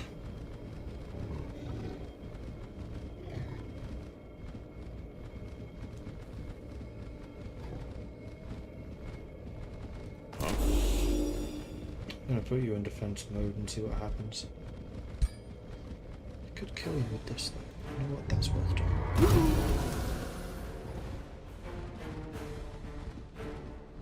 So now it's just these three.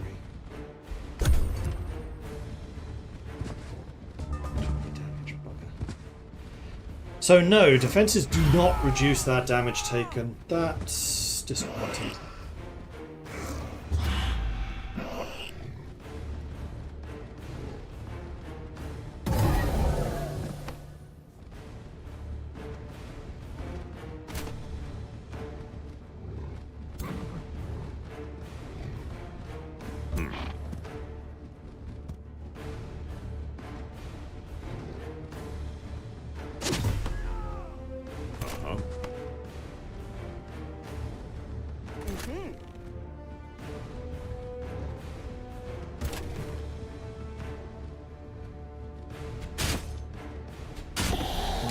Better than all archers.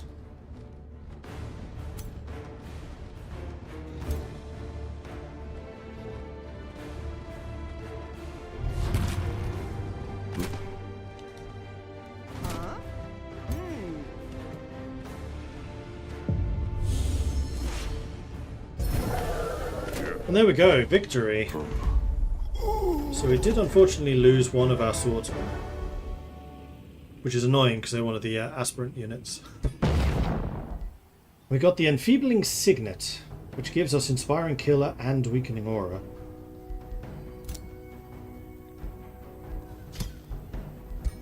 Take it. Ring of Endurance can go to the battle scene. You did also level up.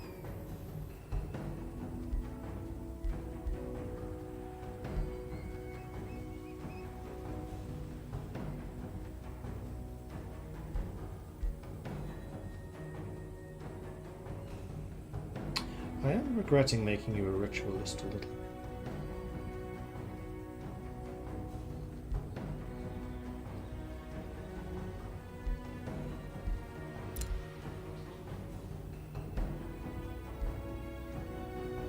Battle Saint Cleric may have been better.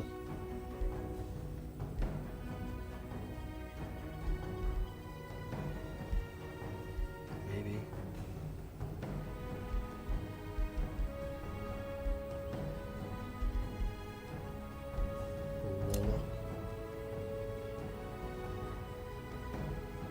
Maybe Elementalist? For just the raw damage capabilities? I've really been using your Blood Drain. Take Drain Familiar just because it gives you an extra heal. But it's not really a heal, it's more of a transfer health. You gain 20 renown every time you fight alongside the ruler. That's a lot. Oh, and you leveled up. Excellent. We could make you into a paladin, so you actually are a frontline healer, frontline warrior type.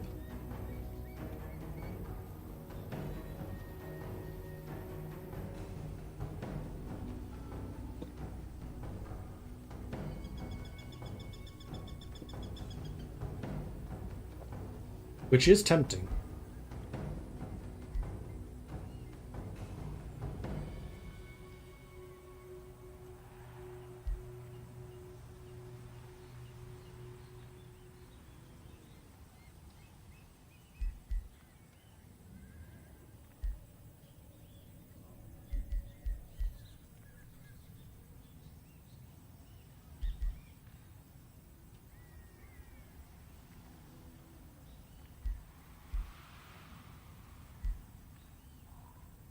Yeah, we're going to make you into a paladin, so you're going to be tanky.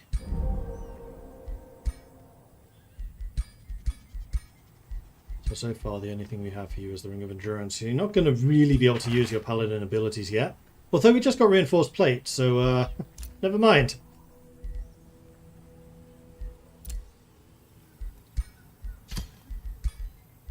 There we are, now you have some defenses. Congratulations. The blighted village's curse. After slaying the last creature, the village should have been cleared, yet something is wrong. This place still feels haunted. The houses rot in silence, dilapidated, abandoned, yet you felt it. No sense of peace came after killing the last monster. A dark presence lingers. Whatever cursed this place is still here. You see it in the shadows of the town. Their shapes do not match the buildings. No house holds a living soul. None but one, the door of which creaks open as you approach. The inhabitants of the house creep out of it, a parent and two children, famished and afraid. You can see the corruption running through their veins. They may turn into the same monsters that haunted them. The adult speaks with a broken voice. "We have little left, but you can keep this heirloom if you grant us safe passage." So we'll get the sapling of the Crimson Rain, which is a blood sigil. Attack and debuff abilities ignore status resistance. And while army leader, all non-hero units have a crit chance. That's quite nice. So they can join us. We gain alignment, but the town loses stability. We could try to free them from the Malefice. Unfortunately, we don't have the mana for that. We can kill them. Or we can drain whatever is left, which is a free level up.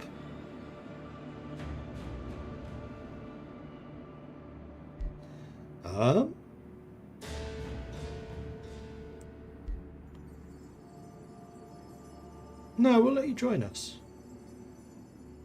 Desperate times and all. Complete a Lost Soul quest. Achievement got.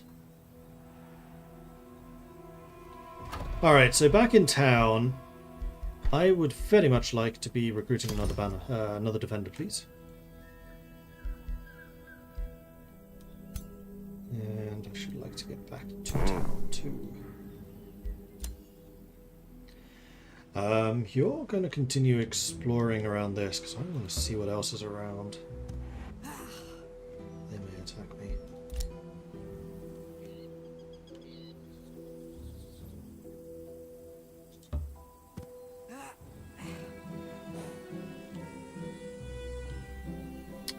There's the ogres.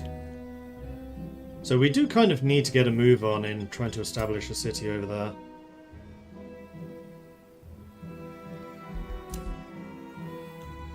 We're going to continue your ride north.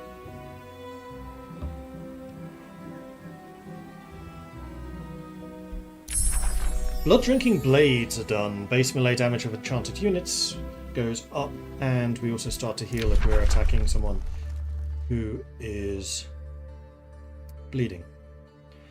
Okay, next home. Warding, Ward, Pyromancy, Rock, Enchantment, Alchemy, Discipline, Roots, Beasts, Evolution, Seal, Faith, Necromancy, Tentacle. What does Necromancy actually give us?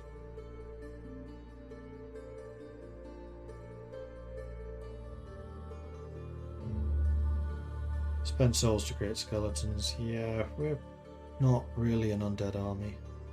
It's not the direction I want to go in.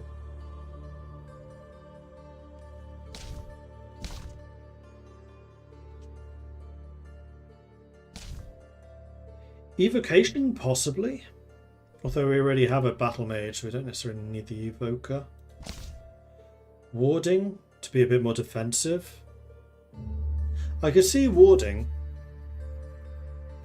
Again, we're defensive. We're trying to keep people out of our city. We are the last stand of a desperate people. Not a ward. Not pyromancers. Not really rock either. Enchantment, maybe, for the quality of equipment, but we're not really known for crafting. I don't think we're particularly known for alchemy. Discipline, possibly.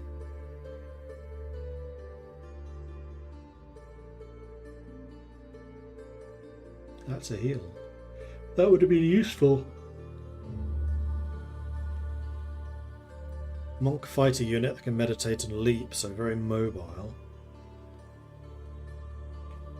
Status, resistance, and plus healing received in combat. Considering the number of drains and things like that we might get, this could actually be very helpful.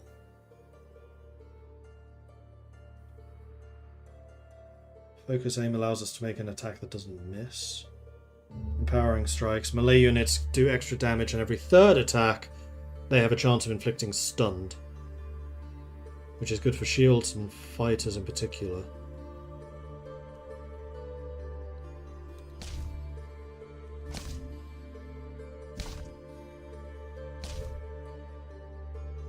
Zeal?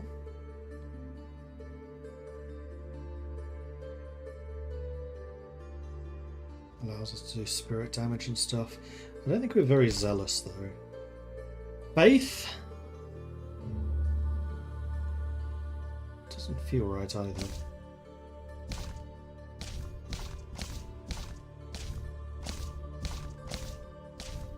I'm kind of leaning towards discipline right now. More stability, which... yeah, actually the monastery for stability and stability from nearby farms is a good pairing with our ruler who wants stable cities. I think Tome of Discipline. A little bit out of left field, but it fits. True strength resides in self-discipline. Mastering oneself leads to mastery over all things. Meditate. Be grounded.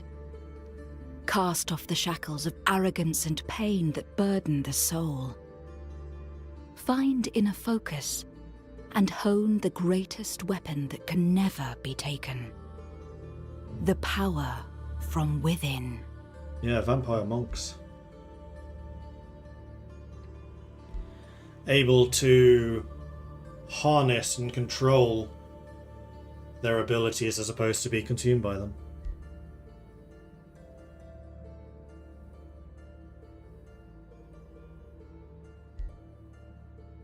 Meditates to self-heal. Yeah, I'm liking this.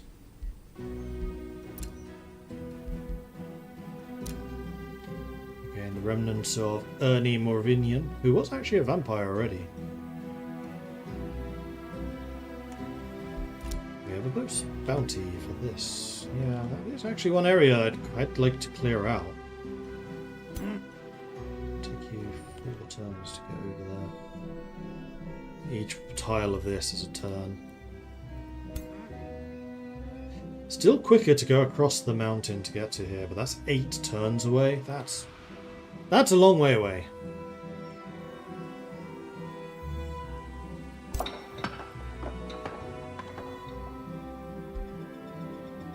Turns until I get the next hero.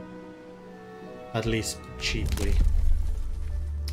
We have excavation, but I haven't really seen any reason for that. We have a lot of Imperium.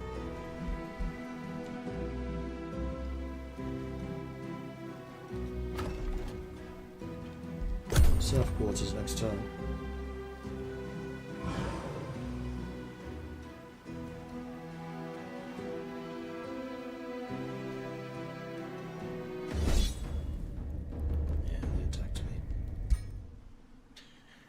One scout down.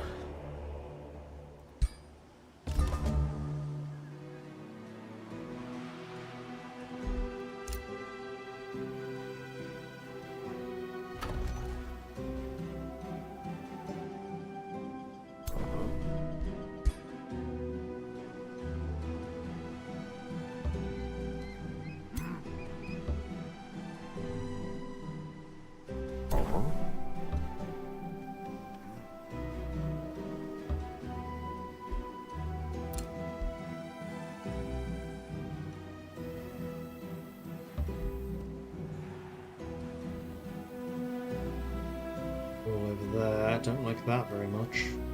Oh, here I've only built an outpost here. I mean, that's definitely going to be putting us into conflict in terms of the city environment.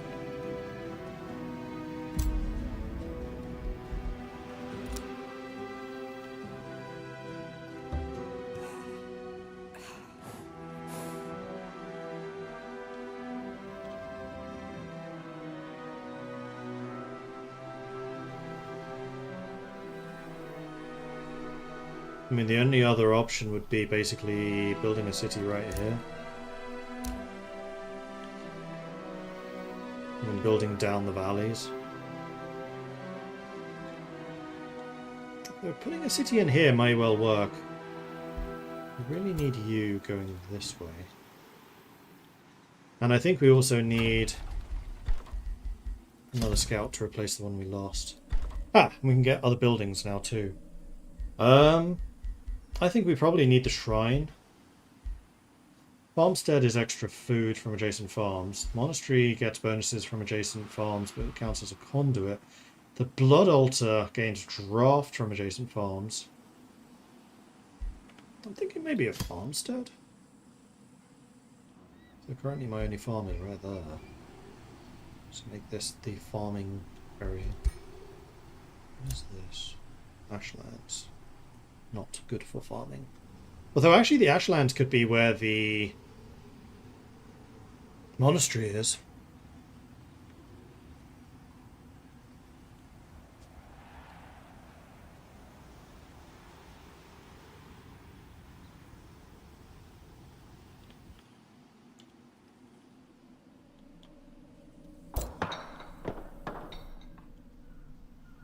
Huh?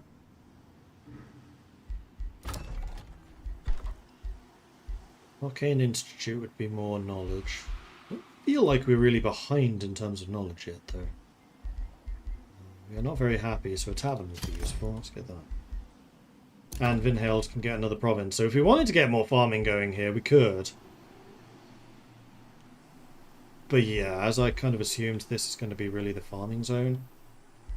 Or possibly further north. Although that means cleaning out all of these monsters. That's a lot of monsters.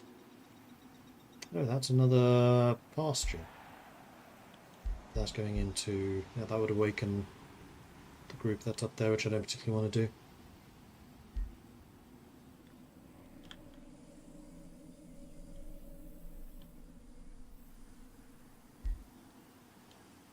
I think we're going to start farming down here to see how much land we can claim. Meanwhile, we can get pacification. Destroying an infestation or conquering a free city grants stacking 300 relations to all other free cities for 10 turns. Only 10 turns,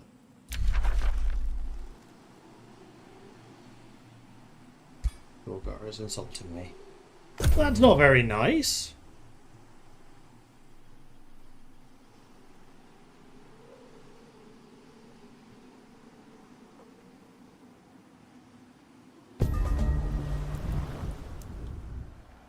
While the gloom continues to spread,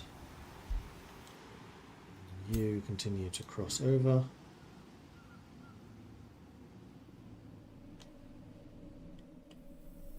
Yeah, I think what we're going to end up doing is putting a city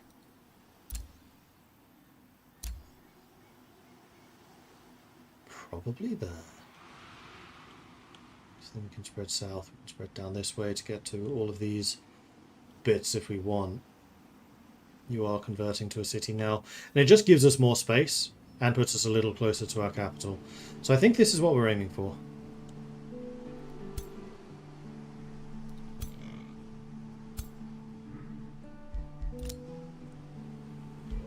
And you, we're going to go this way. You have another swordsman, but that army is already at full strength. So we're kind of waiting here for another hero. I think I want to know what's up in this direction.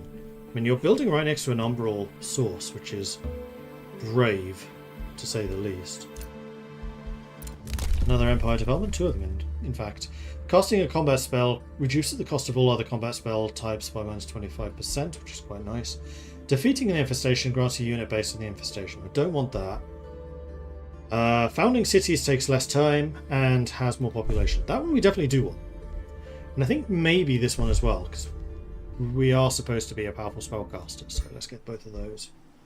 How much would it be if I was going to increase our hero cap? Maybe 300. That's still a bit too pricey for me. Particularly because I want to start founding some cities. Hey, Dr. Kane.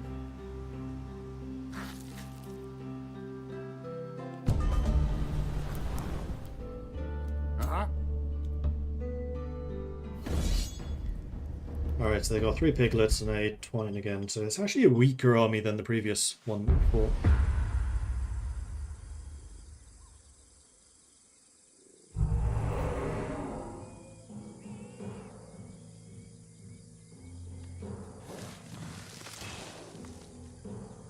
Okay, so 3 chargers, which are remarkably slow for a charger.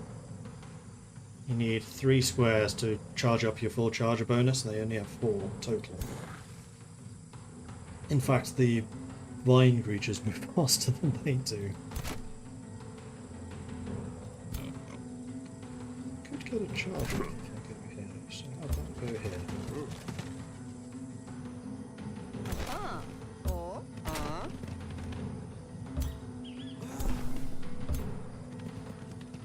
Yeah.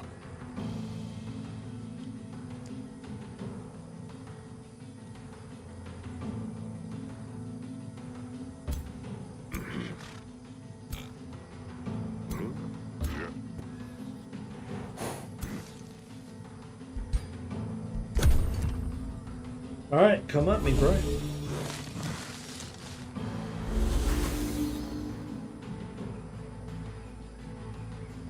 Oh, you're all going for the cavalry. Huh.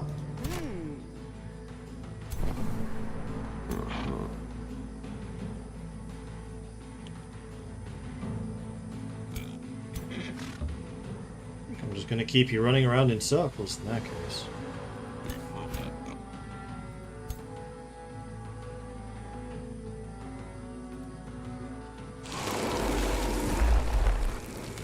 Slowed you both. Still charging. I don't like that at all. Ah, but I can go and stand right next to you, so let's do that instead.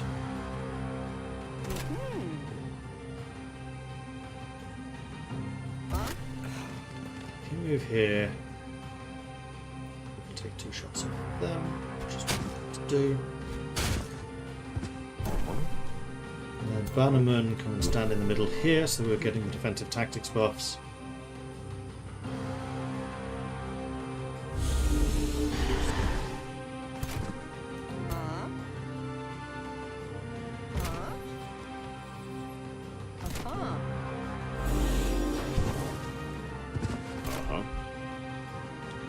And then I could do the Rite of Bloodletting to hit all... Oh no, I can't. I was hoping I could hit more of them than I can, but I can't, so never mind. Which affinity are you? Oh, look. Yeah, we are definitely probably the most mixed group that I've seen thus far.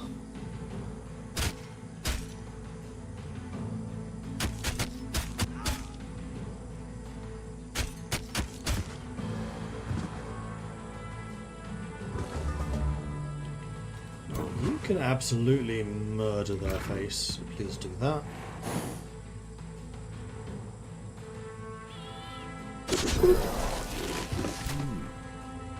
And you...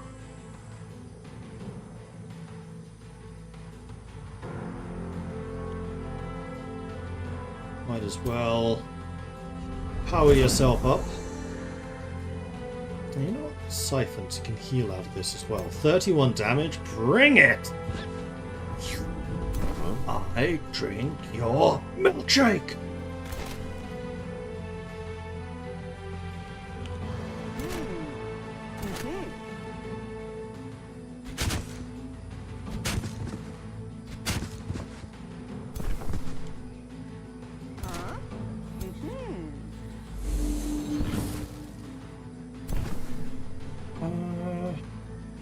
You might as well just drop a heal on them.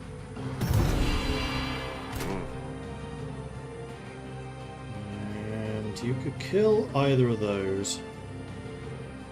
I think these are the more annoying position.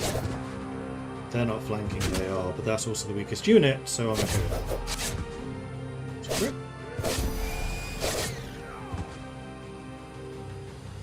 Alright, that's all of them. And the cavalry should be in charging distance this time too. for my ruler. Unfortunately, my ruler just healed himself, so he didn't actually do any damage to him. Get away from the boss.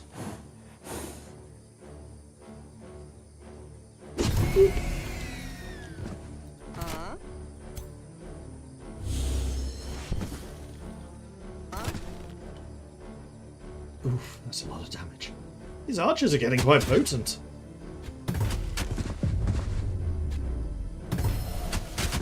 There we are. Job's done.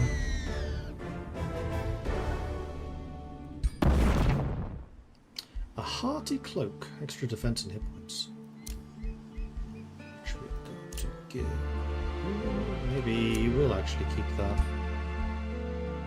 3 defense, 5 hit points. You've got 15 hit points and 1 defense. Actually, you can have the cloak, because you're going to be built around defense. He's a vampire. He's built around hit points. I mean, they're both vampires, but one of them's a bigger vampire. In terms of age and... This was not a short joke, Mr. Dwarf.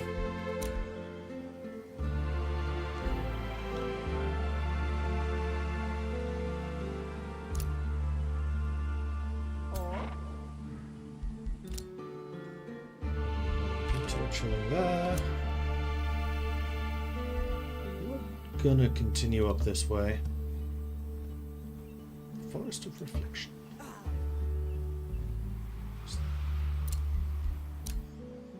Coastline. Huh. 485.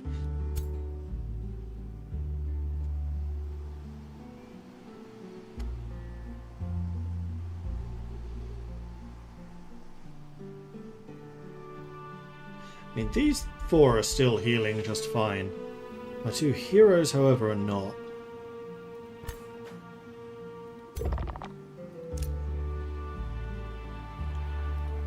It's here that I wanted to build, wasn't it? Yes, it was. I mean, it's basically on the way. It'd be kind of rude not to fight them. So they have a level 3 River Troll and a level 3 Vampire Spider Matriarch, which I need to be careful of.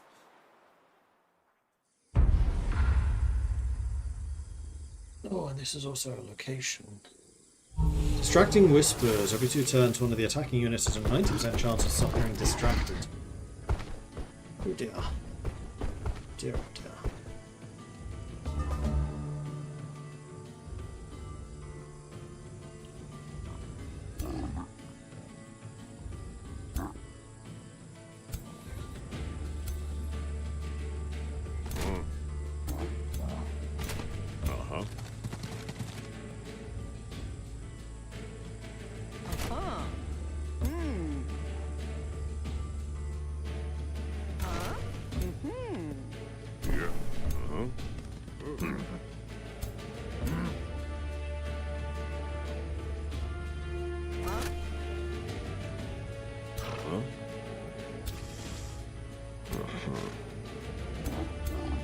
Gotta keep the cavalry there. I'm gonna need them and their hit points and armor this time around, I think.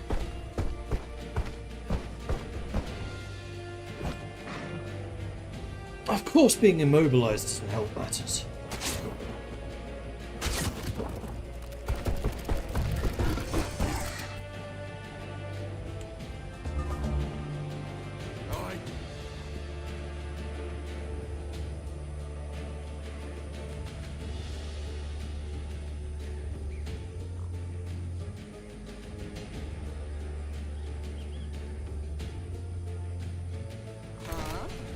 The person that needs to die is this unit.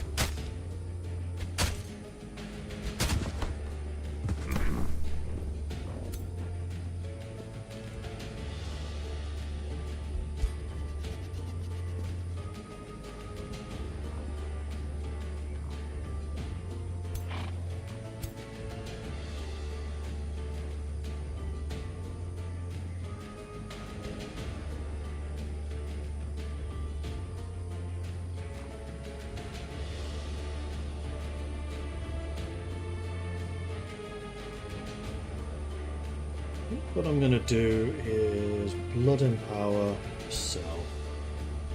And drop the ice damage on you two. So neither of those with the level 3.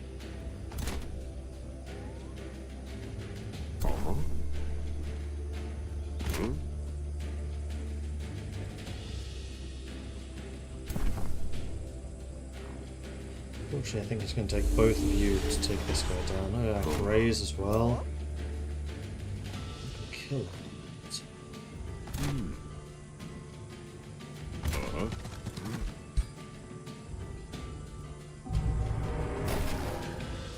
That hits all of them and makes you bleed. Although now you're not adjacent to anyone, so we're not going to get the defensive fighting bonuses yet anyway. And you're about to be absolutely wailed upon. This is going to be painful for you. Oh, especially as she can reach. Oh, 5 damage? Okay. That's a flank.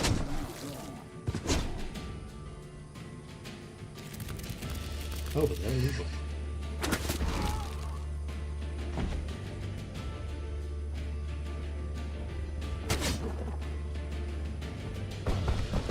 As long as you're spreading damage, I'm kind of okay with this.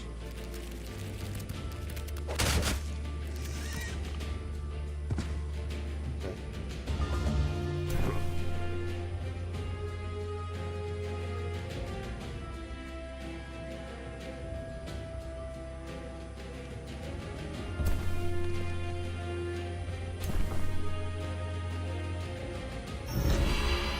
So you get buffed up.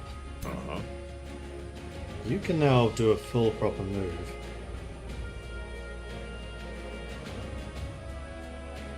Which I think you're going to move to here and back. Biff them in the back. 19 damage. So this is the 2 level 3s. I think I'm also going to drop a damage spell on you. Which will, again, 5 for 40. Seems like a reasonable decision. You still do have a big heal you can drop on them if you need to, and I think that this might well be the occasion to do so.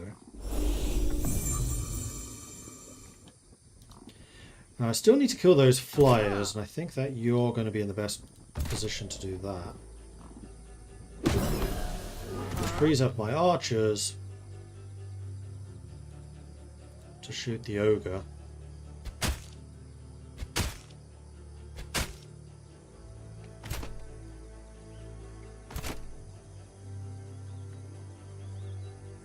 Now that's a tier 1, so we definitely want you facing this way.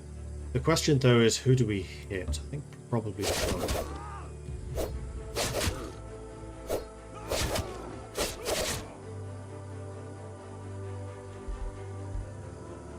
That's all of us done.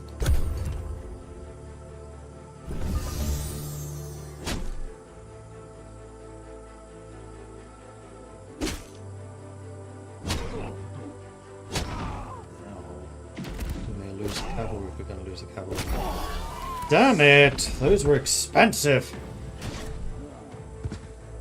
We shouldn't have attacked this group. This was a mistake. We may actually lose because I just don't have the frontline troops for this.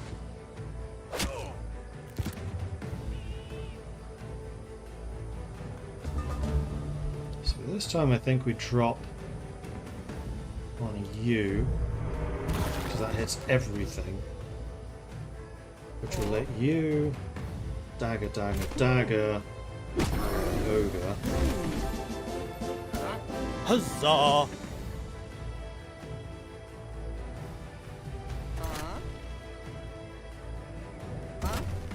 You back off, shoot them in the back. Although that's only a 50% chance of hitting, so that's not ideal, and then you hit the boss, because of course you do. Same kind of deal for you, except I think I'm going to move you here.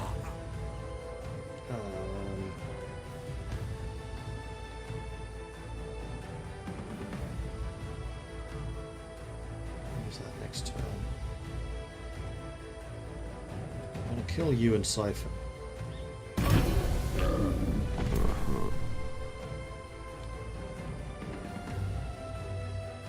Okay, so that's a tier 2 and a tier 3 dead. So we've brought this back a little bit.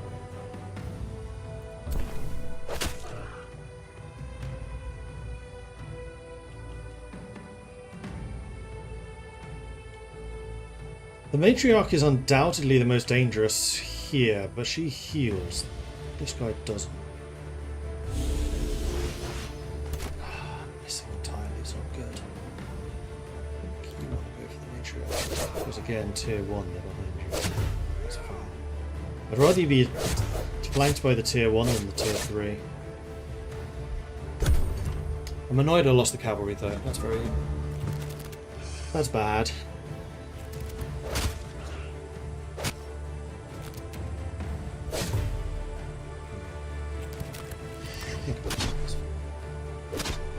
Might be going for my boss as well. You didn't.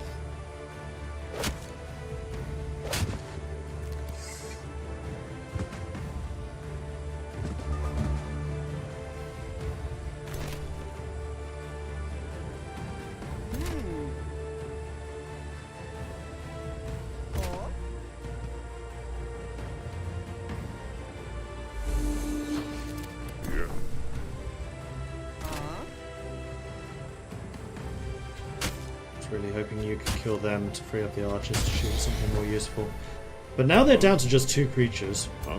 You've got your heal back, which you're going to do on the boss so that he doesn't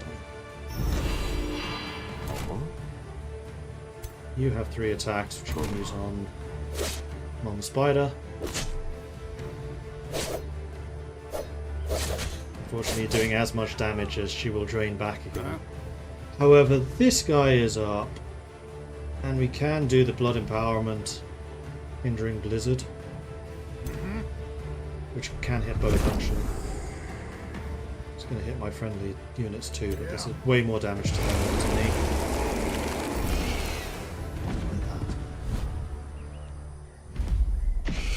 Oh right, and little guy was a summon. Cool. The Ring of Terror. Terrifying aura and vicious killer.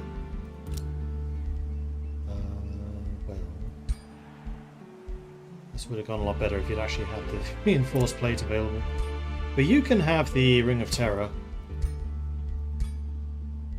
Sapling of Crimson Rain. Ah, right. Give that to... And he did level up.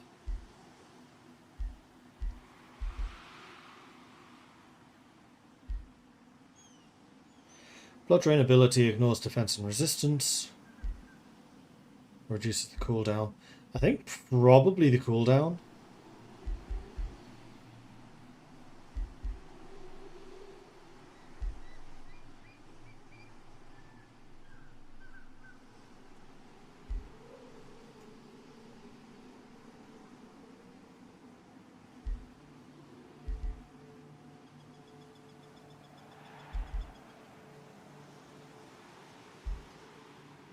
I mean, stun, mind control, dominate would be quite nice.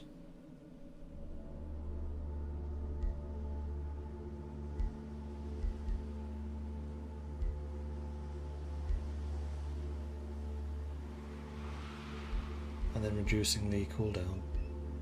Oh, let's do that. Let's go full vampire. Battle Saint level up as well, so you can become, or you can get Warrior's Fervor, which consumes all of your fervor but gains you strength and hit points. Or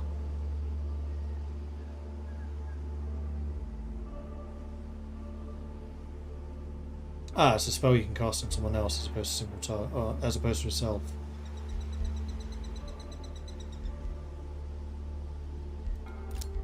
This is self. We have a spell ready to cast. I'm still trying to save up for Wayfinder's enchantment. Unfortunately, I've been casting so many spells. Last was a blow. I need to get into here, 2 turns away. Dagna gained a level of renown. Yes, you did. You're now level 2. So when we establish the settlement, Right, you are agricultural, aren't you?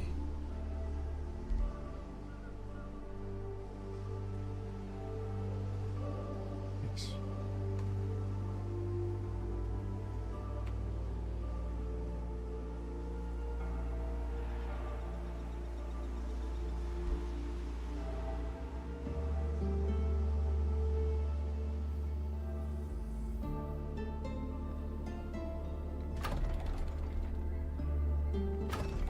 That scout's done. We need another aspirant knight, please. Annoyed that I lost that previous. Kind of unnecessarily.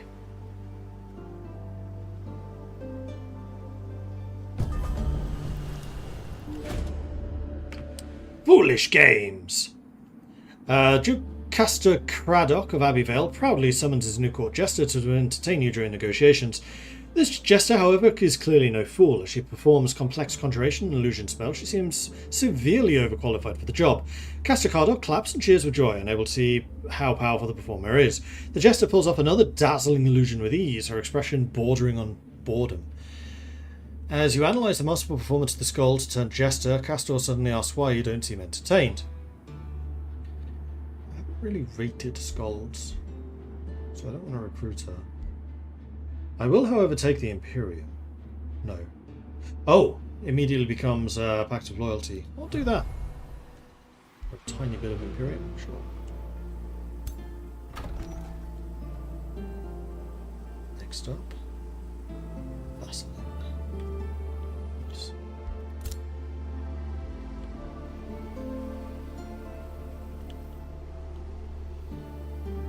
Yeah, let's go and build the city there. We can head north to continue exploring. Oops. Ah, the Drow. A new contender for power in this realm appears before me. Tell me, Arch Lord Vandruk of the Eben Archive, are you a master or a pawn? Well, Spider Queen Crevace. None of the above. Leave me alone. Oh, and you've already got a city here. It's called Pasta. It's clearly Pasta. Ah, scout's ready. The scout was exploring up this way, so let's have you running in that direction. Huh. And now that we have somebody running in that direction again, you're going to go this way to see if we can find the ogres. No, sorry, the Verbeeg. Rivalry with Thunder. Okay.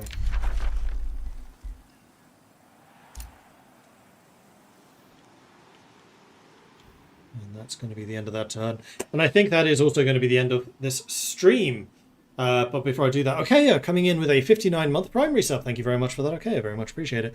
But yes, I'm going to call this stream here. So thanks everyone for watching. Hope you've enjoyed it. If you have, be sure to hit that follow button to get notifications when I'm live again in the future. Which, don't worry, you're not going to need to wait long, because I'll be back again at 6. So in just less than 2 hours, I shall return. And for that stream, it's going to be Anno 117. Got a key for that from Ubisoft, so thanks Ubi. And I want to try it out, see what it's like, because I really, really liked Anno 1800. So I'm curious. There's just so many games going on at the moment, so like every stream is going to be something different. But later this evening, 6 PM Central European Time, will be Anno. Anyway, that's it for me. Thanks everyone for watching. If you've enjoyed this, hit that follow button. If you've really enjoyed this, then do consider subscribing. If you're watching over on the UpTubs, then subscribing is also the thing that I would encourage you to do. But yeah, that's it for me. So I will see you later. Until then, bye-bye.